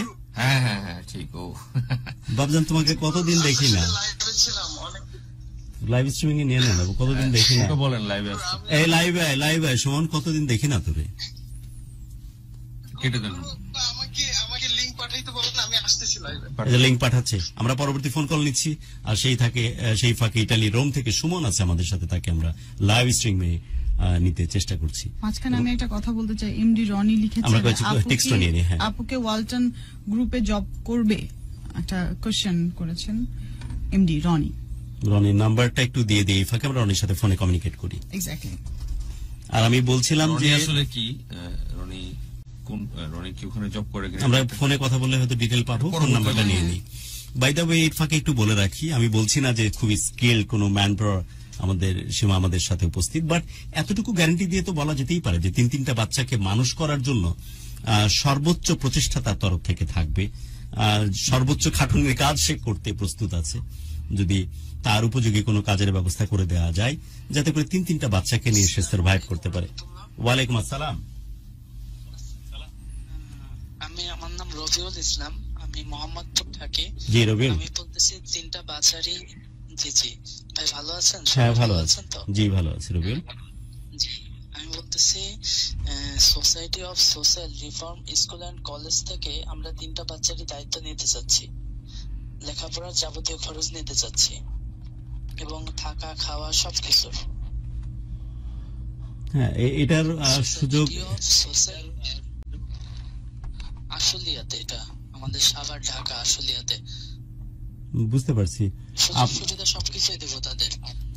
রবিউল, সত্যি অনেক কৃতজ্ঞতা। আপনার নাম্বারটা আমি রেখে দিচ্ছি এবং আজকে যিনি গেস্ট প্রতিষ্ঠান, জি জি, তার কাছে দিবেন এবং যে কোনো সহায়তা আমরা প্রস্তুত আছি ইনশাল্লাহ। ওকে, আমরা এখনই আপনার নাম্বারটা তার কাছে প্রোভাইড করতেছি। তবে আমরা চেষ্টায় ছিলাম যে তারা এখন অলরেডি ওল্ড অরফানেজ একটা হোমের কথা বলতেছিল, সেখান থেকে ফিরিয়ে নিয়ে এসে আশ্রমে আছে। এগুলোর বাইরে গিয়ে যদি একজন মা তার তিনটা বাচ্চাকে একসাথে নিয়ে থাকতে পারে, এমন কোন সলিউশনের দিকে আমরা যেতে পারি কিনা। তবে আপনার অ্যাপ্রোচটার জন্য আমরা সত্যি কৃতজ্ঞ। ঢাকা FM 90.4 আমরা সীমার কাছে এই তথ্যটা পৌঁছে দিচ্ছি। আপনি তো বুঝতে পেরেছেন, সোশিয়াল রিফর্ম একটি ইনস্টিটিউশন, যারা আশুলিয়াতে এই প্রতিষ্ঠানটা আছে তারা তাদের সমস্ত দায়িত্ব নিয়ে নিতে চায় যদি আপনি চান। সেক্ষেত্রে যেমনটা বলছিলেন আকাশ, আমি বাচ্চাটাকে নিতে চাই, তার 3টা মেয়ে আর একটা ছেলে দিয়ে তার জীবনটাকে সাজাতে চাই। যদি আপনি চান সেক্ষেত্রে আমার বুদ্ধিতে কোনো সলিউশন খুব বাড়ায় না, কিন্তু আমার বন্ধুরা অনেক বেশি ডেডিকেটেড এবং এসব ব্যাপারে অনেক বেশি তারা চিন্তা করে। যে কারণে দেখুন নিত্য নতুন সমাধান আমাদের কাছে আসতেছে। আপনি নিঃসন্দেহে এটা নিয়ে আপনার অন্তত খুশি থাকার কথা যে বহু কষ্টের জীবন আপনার, যেহেতু ভুল মানুষ আপনার কপালে পড়েছে, কিন্তু বহু মানুষ আছে যারা আপনার পাশে থাকার জন্য আগ্রহ পোষণ করতেছে। আপনি টের পাচ্ছেন তো সেটি। আপনি চাইলে তাকে কৃতজ্ঞতা জানাতে পারেন। রবিউল আছে ফোনে, আমরা নেক্সট ফোন কলে যাব। হ্যালো, আসসালামু আলাইকুম। ওয়ালাইকুম আসসালাম ওয়া রাহমাতুল্লাহি ওয়া বারাকাতুহু। আপু ভালো আছেন? জি আলহামদুলিল্লাহ, আপনি ভালো আছেন? আমার নাম রবিউল ইসলাম। জি জি আলহামদুলিল্লাহ ভালো আছি। আমার নাম রবিউল ইসলাম, আমি মাওলানা শেষ করছি হাটহাজারী থেকে, আমার বাড়ি যশোর। জি ওকে রবিউল সাহেব, আমরা নাম্বারটা দিয়ে দিব। সে তার মতো করে ব্যক্তিগতভাবে কথা বলবে। যদি সে সিদ্ধান্ত নেয় সেক্ষেত্রে তার সিদ্ধান্ত সে নিতে পারে। যদি চিন্তা করো, সিদ্ধান্ত যদি নেই অবশ্যই সে সিদ্ধান্ত নিয়ে যদি কিছু হয় আমাকে অবশ্যই জানাতে পারে। একদমই তাই। এর ফাঁকে আমরা জানাবো। যোগাযোগের জায়গাটা ঢাকা FM নিজ দায়িত্বে, কারণ আমরা একটু তদন্ত না করে হুটহাট করে কারোর হেল্পটা আমরা নিতে চাই না এবং কোথাও পাঠাতে চাই না। আমরা নিজেদের মতো খোঁজ নিয়ে তারপরে পাঠাই, এটা ফর্মালিটিজ। রবিউল, এই ফাঁকে একটা কথা আমি বলি, একটা অ্যাকনলেজ করতে চাই। আপনি যদি মাওলানা শেষ করেছেন বললেন, রাইট? জি জি। আমি অনুষ্ঠানের মাঝখানে একবার একটা কথা বলছিলাম যে আল্লাহ রাব্বুল আলামিন এবং তার যে প্রেসক্রাইবড ফরম্যাট এবং রাসূলুল্লাহ সাল্লাল্লাহু আলাইহি ওয়াসাল্লাম যেভাবে চলতে পছন্দ করেন সেভাবে অনেকেই চলেন ঠিকই, কিন্তু অনেকেই কিন্তু সঠিক মানুষ না। অনেকে এই জিনিসগুলোকে পুঁজি করে এমন কিছু কাজ করেন যেটা আমরা কোনোভাবেই দেখতে পছন্দ করি না। এটার সংখ্যা কিন্তু 0.001%। কিন্তু আপনাদের মতো বহু মানুষ আছে যারা এই সময়ে যখন আমরা ফ্যাশন করতেছি, ডুড টাইপ অ্যাটিটিউড নিয়ে ঘুরতেছি, তখন আপনারা আল্লাহ রাব্বুল আলামিনের আহকাম মেনে রাসূলুল্লাহ সাল্লাল্লাহু আলাইহি ওয়াসাল্লামের সুন্নাত মেনে চলতেছেন। আপনারা আমাদের কাছে কিন্তু অনেক শ্রদ্ধার। আমি এই কথা আজকে না, বহুদিন বহুবারে বলেছি। সো এই মানুষগুলোর প্রশ্নে আমার শ্রদ্ধার কোনো কমতি নাই, যে মানুষগুলো রাসূলুল্লাহ সাল্লাল্লাহু আলাইহি ওয়াসাল্লামের সুন্নাত মেইনটেইন করে চলেন। কিন্তু আমি শুধু মেনশন করেছি ওই মানুষগুলোকে যাদের সংখ্যা 0.001%, যারা এটাকে মিসইউজ করতেছে বা অ্যাবিউজ করতেছে। আমি মনে হয় বুঝাতে পারছি রবিউল। ওকে, আমরা নেক্সট ফোন কলে যাচ্ছি। আমরা অনুষ্ঠানের একদম শেষের দিকে চলে এসেছি। এয়ার কন্ডিশনটা দাও। আমরা অনুষ্ঠানের একদম শেষের দিকে যাচ্ছি। আমরা কিছু আসলে জাস্টিফাইড ফোন কল এক্সপেক্ট করতেছি, যেহেতু আমরা জানি না যে কোন ফোন কলে আমাদের সবচেয়ে বড় সমাধান চলে আসবে। জি আসসালামু আলাইকুম। আসসালামু আলাইকুম। আসসালাম গুরু, আমি গাজীপুর থেকে বলছিলাম। জি, কে বলছেন? এই যে ছবি দেখা যাচ্ছে। জি, আপনাকে দেখতে পাচ্ছি আমি, আপনার ছবি আমার সামনে। লাল পাঞ্জাবি পরানো, শার্ট পাঞ্জাবি মনে হয়, অদ্ভুত সুন্দর দেখতে, খুব ভদ্রস্থ চেহারা একজন। জি, আমি বড় ধন্য আপনার সঙ্গে কথা বলতে পেরে। আপনাকে আমি দেখতেও পাচ্ছি কিন্তু। জি প্লিজ বলুন। কোনো একদিন আপনি আমাকে আমার কমেন্ট পড়ছিলেন যে কেউ একজন আপনার ভালোবাসার এই গল্পটা মাইকে শুনতেছে। জি জি জি জি জি জি, আপনি লিখেছিলেন টেক্সটে। আমি সেই ছেলে যে আমি মাইকে শুনতেছিলাম আপনার সেই কথাগুলো। জি, অনেক ভালোবাসা আপনার জন্য। যাই হোক গুরু, জি আমার বাসা হচ্ছে রংপুর নীলফামারী, দিনাজপুরের কাছে। আপনার পাশের এলাকারই মানুষ এখানে বসে। আমি পুরো গল্পটা শুনছি। শোনার পরে যেটা মনে হলো যে আপুর যেহেতু এখন 3টা বাচ্চা, তো এর জন্য যেটা করা দরকার, আপুরকে যদি আমরা একটু আর্থিক ভাবে সহায়তা করি, সে টাকা দিয়ে যদি উনি কিছু করে তাহলে 3টা উনি ভবিষ্যতে লালন পালন করতে পারবে। এটা আর কি আমার পরামর্শ, যে যদি আমরা সবাই মিলে আর্থিক ভাবে কিছু সহায়তা করি, হয়তো আপুটা তার ভবিষ্যতে কিছু এই টাকা দিয়ে তিনি কোনো ব্যবসা বা কোনো কিছু করতে পারবে গুরু। এক্স্যাক্টলি, বাট আমরা আসলে পারমিটেড না, যে কারণে কোনো বিকাশ নাম্বার দিচ্ছেন। আমি জানি বিকাশ নাম্বার বা কোনো কিছু দিলে প্রচুর পরিমাণে টাকার একটা সুযোগ আসতো, কিন্তু আসলে ইনস্ট্যান্ট সলিউশনে চাইতে আমরা, এবং আমরাও তো কম বেশি জানি যে টাকা কতদিন রাখা যায়। মনে করেন জি গুরু, আমার সাধ্যমতো আমি চেষ্টা করব। আপনি যদি বিকাশ নাম্বার দেন, আমি সাধ্যমতো চেষ্টা করব আপুকে কিছু হেল্প করার জন্য। অফিসিয়ালি আমরা পারমিটেড না সেই না গুরু, এই বাচ্চাগুলোর যা বয়স, এই বাচ্চাগুলোকে যদি কারো বাসায় দেওয়া হয়, আমার মনে হয় না সে না এরকম কিছু আমরাও সাপোর্ট করি না। আমরা বলছি না তা, বাট যারা বলছেন তাদের প্রতি আমাদের অনেক শ্রদ্ধাবোধ, কারণ সেই আবেগ নিয়ে তারা বলতেছেন, সেটার মূল্য আমাদের কাছে অনেক বেশি। আপাতত বিদায় নিচ্ছি ডিয়ার, আমরা পরবর্তী আর 2-1টি ফোন কল নিব। আর এই ফাঁকে ভিডিওতে অলরেডি পাইছি মনে হয় সবুজকে, না সুমনকে। সুমন আমাদের সাথে যুক্ত হয়েছেন ইটালির রোম থেকে।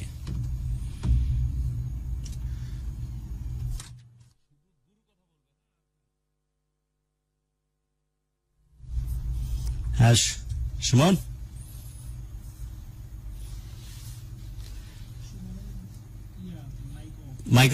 মাইক্রোফোন এখনো শুনতে পাচ্ছে না। সুমন মাইক্রোফোনটা অন করো।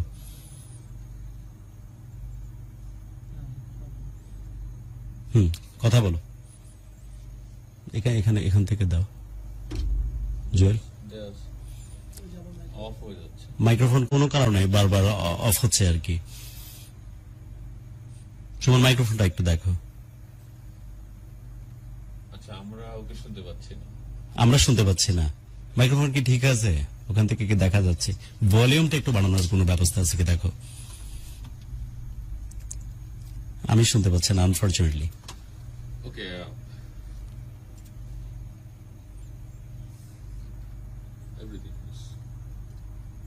অডিও তো ঠিক আছে।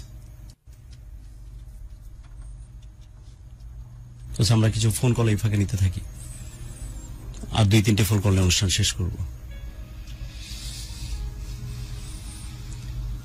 আমাদের সাথে ছিলেন যে আজকের অতিথি, তিনি বারবার তার জীবনের যে প্রসঙ্গগুলো বলছিলেন। আমার আসলে এই জিনিসগুলোকে আরো ভালোভাবে হয়তো এক্সপ্লেনেশন করার সুযোগ ছিল, আমি হয়তো ঠিকভাবে করতে পারিনি, কারণ বাচ্চাগুলোর মধ্যে আমি আমার নিজের ছেলেকে দেখতেছিলাম, আর এত মিষ্টি বাচ্চা, এত অদ্ভুত বাচ্চা, এগুলোর জন্য কিছু করতে পারতেছি না। এর জন্য খুব নিজেকে খুব ব্যর্থ এবং নিজেকে খুব অসহায় মনে হচ্ছে। এই কারণে আপনাদের কাছে ফোন কল ওপেন করে দেয়া। আমাদের হয়তো এই ধরনের কোনো প্রসিজার নাই যে আমরা টাকাটুকি কালেকশন করবো, বাট পার্মানেন্ট কোনো সলিউশনের দিকে নিয়ে যেতে পারি কিনা, যেটা আমি পারতেছি না, আপনারা যদি ব্যবস্থা করতে পারেন সেই গ্রাউন্ড থেকেই আজকে হয়তো ফোন কলগুলো ওপেন করা। আমরা ভিডিওতে আরেকবার ট্রাই করি সুমনকে শুনতে পাই কিনা, আইদার আমরা সরাসরি চলে যাব কয়েকটা ফোন কলে কে আছে, আমরা ফোন কলটা নিয়ে নিই। সুমন, শুনতে পাচ্ছ তুমি? হ্যাঁ শুনতে পাচ্ছি, বাট আমি তোমাকে শুনতে পাচ্ছি না। আমি খুব মিস করতেছি তোমাকে। আমার কথা শুনতে পাচ্ছ রাইট? অনেকদিন পর তুমি আমার সাথে স্ট্রিমিং এ আসলে।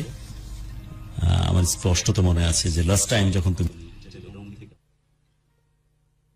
সেটা একটা দারুণ মুহূর্ত ছিল। এখন ওই রোম থেকে তুমি আমাদের সাথে কানেক্টেড হচ্ছ, but I am so unfortunate dear যে তোমার কথা আমি শুনতে পাচ্ছি না, বা আমাদের ভিউয়ার্সরা শুনতে পাচ্ছে না। তবে কথা হবে ডিয়ার, আমরা কিছু ফোন কল নিই, আজকের গেস্টের জন্য কোনো সলিউশন আসতে পারে কিনা সেই চেষ্টাটা করি। মিস করতেছি, অনেক বেশি মিস করতেছি তোমাকে। লাভ ইউ ডিয়ার, আবারও কথা হবে। আমরা কিছু ফোন কল নিই।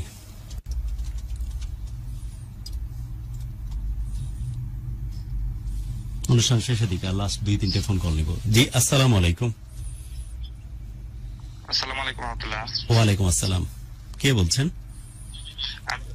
ভাইজান, আমি কুমিল্লা থেকে, আমার নাম হাফেজ মাওলানা মোহাম্মদ মোশাররফ হোসেন। আমি একটা হেফজখানার দায়িত্বে আছি, বুঝছেন? জি জি। যদি এজন্য আর কি এতক্ষণ ধরে ঘটনাটা শুনতেছি, তো শুনে খুব খারাপ লাগলো, এই জন্য ফোন দিলাম আর কি। জি, আমি বুঝতেই পারছি। আপনি হয়তো এটা বলবার চেষ্টা করছেন যে তাদের ছেলেদেরকে কোনোভাবে যদি ওইটার আওতায় আনা যায় বা তার মায়ের আগ্রহ থাকে, সেক্ষেত্রে আপনি উদ্যোগী হবেন। ব্যাপারটা কি এমন? জি জি। আচ্ছা, আমি তার মায়ের কাছে সেই প্রস্তাবটা পাঠিয়ে রাখলাম। আর অনেক শ্রদ্ধা আপনার কাছে যারা হাফেজ, যারা আল্লাহ রাব্বুল আলামিনের কালাম বুকে নিয়ে ঘুরে, এই মানুষগুলোর কাছে আমার অনেক শ্রদ্ধা। কারণ আমরা জানি আমাদের আলটিমেট ডেস্টিনেশন হচ্ছে আল্লাহ রাব্বুল আলামিন, যেখানে হয়তো আপনাদের মানুষের মতো মানুষদের হাত ধরে আমাদের পৌঁছানোর রাস্তাটা অনেক বেশি সহজ হয়ে যায়। আপনার কাছে অনেক কৃতজ্ঞতা, অনেক অনেক ভালো লাগা, এবং আপনার প্রস্তাবটা আমি পাঠিয়ে রাখলাম। আমি একটা মসজিদের দায়িত্বরত আছি, পাঁচ ওয়াক্ত নামাজ আমি ইমামতিও করি। ইনশাআল্লাহ তাদের জন্য শুভকামনা রইল। তার পাশাপাশি দোয়া করবো যেন তারা ওদের ভবিষ্যতে যেন ভালো কিছু করতে পারে। এর মধ্যে আমি হেফজখানার দায়িত্ব আছি, তো যদি ছোট বাবুকে যদি দেওয়া হয় তাহলে আমার সরকারি যত কলা কৌশল আছে সবকিছু মেনটেন করে যদি দেওয়া হয়, আমি চেষ্টা করবো, সর্বোচ্চ চেষ্টা করবো যে মানুষের মতো মানুষ করার জন্য। অনেক কৃতজ্ঞতা, মন বড় হয়ে গেল ভাই, মন বড় হয়ে গেল আপনার কথা শুনে। আমার শুধু এটাই মনে হয় যে হঠাৎ করে যদি জান কবজ করতে আসে আজরাইল, এইসব মানুষগুলোর দোহাই দিব তখন আল্লাহ রাব্বুল আলামিনকে, যে আল্লাহ আমার সাথে এরকম পুণ্যবান কিছু মানুষ আছে, আমার মতো এহতেশামকে, পাপী এহতেশামকে ক্ষমা করে দাও। মন বড় করে দিলেন আপনি। অনেক ভালো থাকবেন, অনেক দোয়া আপনার জন্য, আর আমাদের জন্য প্লিজ খাস নিয়াতে দিয়ে দোয়া করবেন। ভাই আপনার জন্য শুভকামনা। ভালো ভালো কাজ করতেছেন, ইনশাআল্লাহ হয়তো কিয়ামতের ময়দানে হয়তো বান্দার উসিলার বিনিময়ে আল্লাহ হয়তো মাফ করবেন। আমি বিশ্বাস করি আপনার মতো মানুষ যখন আমার আশপাশে আছে, কোনো না কোনো জারিয়া আমার তৈরি হয়ে যাবে। যখন চরম সময় আসবে তখন নিঃসন্দেহাতীত ভাবে আপনাদের এই যে কমিউনিকেশন, আপনাদের সাথে এই যে সম্পর্ক, সেটা হয়তো আখেরে আমার কামে দিবে। আমি আপনার কথা পৌঁছে দিলাম তার মায়ের কাছে, যদি তিনি আগ্রহী হন ডেফিনেটলি আপনার সাথে যোগাযোগ করবে। লাস্ট ফোন কল নিয়ে আমি আজকের অনুষ্ঠান শেষ করছি।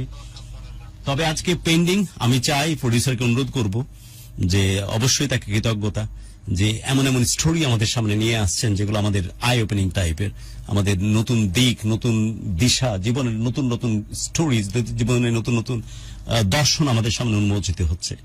একটা মানুষ আর্লি এজ থেকে কষ্ট পেতে পেতে বাপকে হারিয়ে ফেলা, প্রথম স্বামীর মাধ্যমে নাবালক অবস্থা থেকে কষ্টে দুঃখে জেরবার হয়ে যাওয়া, তারপর দেশের বাইরে যাওয়া, দেন ফাইনালি ফিরে আসা, পাঁচটি সন্তান, কারো সাথে তার কোনো কমিউনিকেশন নাই, কোন সম্পর্কের কোন রকমের মা এবং সন্তানের যে সম্পর্ক সেটা সেই যত্ন নিয়ে সেভাবে তৈরি হয়ে ওঠেনি। মা হিসাবে এই যে না পারার বেদনা, এর আমরা বলি আর না বলি, নিঃসন্দেহাতীত ভাবে তাকে কুরে কুরে খাচ্ছে যে আমি সবই তো হলো ঠিকই, এত বছর পার করে আসলাম ঠিকই, না ভালো সন্তান, না বাবার সন্তান, না মা হিসেবে আমি সন্তানের সত্যিকারের মা হয়ে উঠতে পারলাম। কিন্তু এটার জন্য কোনোভাবেই তাকে দায়ী করা যায় না।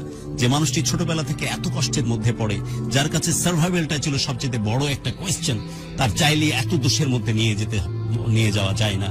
তাকে চাইলে এত বেশি তার পোস্টমর্টেম করতে নাই, রাদার তার পাশে এসে দাঁড়ায়, অ্যাটলিস্ট সে তো বাঁচুক, তার চেয়ে বড় ব্যাপার তার 3টা সন্তান বেঁচে যাক, বাকি যে 2 সন্তান আছে তারাও ভালো থাকুক। সেজন্য এই মানুষটাকে তার পায়ের নিচের মাটি শক্ত করাটা অনেক বেশি জরুরি। প্লিজ আমাদের সাথে থাকুন, প্লিজ এই মানুষটাকে হেল্প করুন। আপনাদের হেল্প করার রাস্তা কিন্তু বন্ধ হয়নি। আমাদের পেজে আপনারা লাইক দিন, কমেন্ট করুন, শেয়ার করুন। তার এই কমেন্টগুলো সে তো অবশ্যই দেখবে, সেমা আপনি দেখতে থাকবেন। আপনি যদি মনে করেন তাদের সাথে যোগাযোগ করা যায়, আপনি নিজ উদ্যোগে যোগাযোগ করবেন। হু নোজ, যে মানুষটির কপালে স্বামীর বাহানায় যেসব খারাপ মানুষগুলো এসেছে, হয়তো ভাই বা বোনের বাহানায় অনেক ভালো মানুষের সাথে তার দেখা হবে, যোগাযোগ হবে, এবং তার জীবন ঘুরে যাবে। সে কতটুকু ভালো থাকবে তার চেয়ে অনেক বেশি ইম্পর্টেন্ট তার সন্তানরা সারভাইভ করবে। সেই প্রত্যাশা রেখে আজকের মতো শেষ করছি। সবাই অনেক ভালো থাকুন আর জীবনটাকে অনেক বড় করে বাঁচুন। আমি জানি না যে আমি আজকে আমার বড় সন্তানকে দেখছিলাম, আপনাকে দেখছিলাম, যত যত্ন নিয়ে এটাকে রিপ্রেজেন্ট করার কথা ছিল আমি হয়তো পারিনি, আরো ভালোভাবে করা উচিত ছিল, যাতে এখানে অনেক বড় একটা সমাধান হয়ে যেত। বাট এটা কিন্তু সম্ভব। আপনি কিন্তু দেখেছেন যে আমার যে দর্শক বা শ্রোতারা আপনার সাথে কমিউনিকেট করছে, কেউ হয়তো সন্তানকে নিতে চাচ্ছে, কেউ হয়তো সন্তানের দায়িত্ব নিয়ে নিয়েছে, যারা কেউ আপনাকে চিনেও না, যাদের সাথে দূর তাক আপনার কোনো রিলেশনশিপ নাই, কিন্তু দেখছেন মানুষের মধ্যে কি পরিমাণ মায়া, কি পরিমাণ মহাব্বত, কি পরিমাণ দয়া, কি পরিমাণ ভালোবাসা। তাই আমি বলছি যে আপনি কোনোভাবে চোখের পানি পড়তেছে ঠিকই, কিন্তু কোনোভাবে নিজেকে আপনি একা ভাববেন না, বহু মানুষ আপনার সাথে আছে। আর আমি জুয়েলকে অনুরোধ করে রাখবো, মাই প্রাউড প্রডিউসার, আমি যদি সম্ভব হয় আরেকবার আমরা নিয়ে আসি আজকের অতিথিকে এবং তার বাচ্চাদেরকে, সেদিন অন্তত পুরো সময় জুড়েই তার সমাধানের বিষয় নিয়ে আমরা মানুষের সাথে কথা বলি, যা আমরা পারিনি বহু মানুষ পারতে পারে। রাইট? জি, ইনশাআল্লাহ। ওকে, আর আমরা আমাদের পোস্ট ওপেন থাকলো, প্লিজ আপনারা কমেন্ট করুন, শেয়ার করুন। এই কমেন্ট সেকশন থেকে তার পছন্দের মতো করে সে ফিল্টারিং করে যাদের সাথে যোগাযোগ করার কথা সে যোগাযোগ করবে। হু নোজ, এর মধ্যে থেকে ভালো একটা সলিউশন চলে আসতে পারে। রাইট? আর সীমার কাছে রিকোয়েস্ট, যে সমাধানই আসুক আমাদেরকে প্লিজ জানাবেন, কারণ আমরা বড় অতৃপ্ত বড় দীর্ঘ নিঃশ্বাস না বিদায় নিচ্ছি। যেদিন জানবো যে আপনার জীবন ঘুরে দাঁড়িয়েছে, এর চাইতে ভালো লাগার আর কিছু হতে পারে না আমাদের জীবনে। বিদায় নিচ্ছি, সবার জন্য অনেক দোয়া, সবাই অনেক ভালো থাকুন।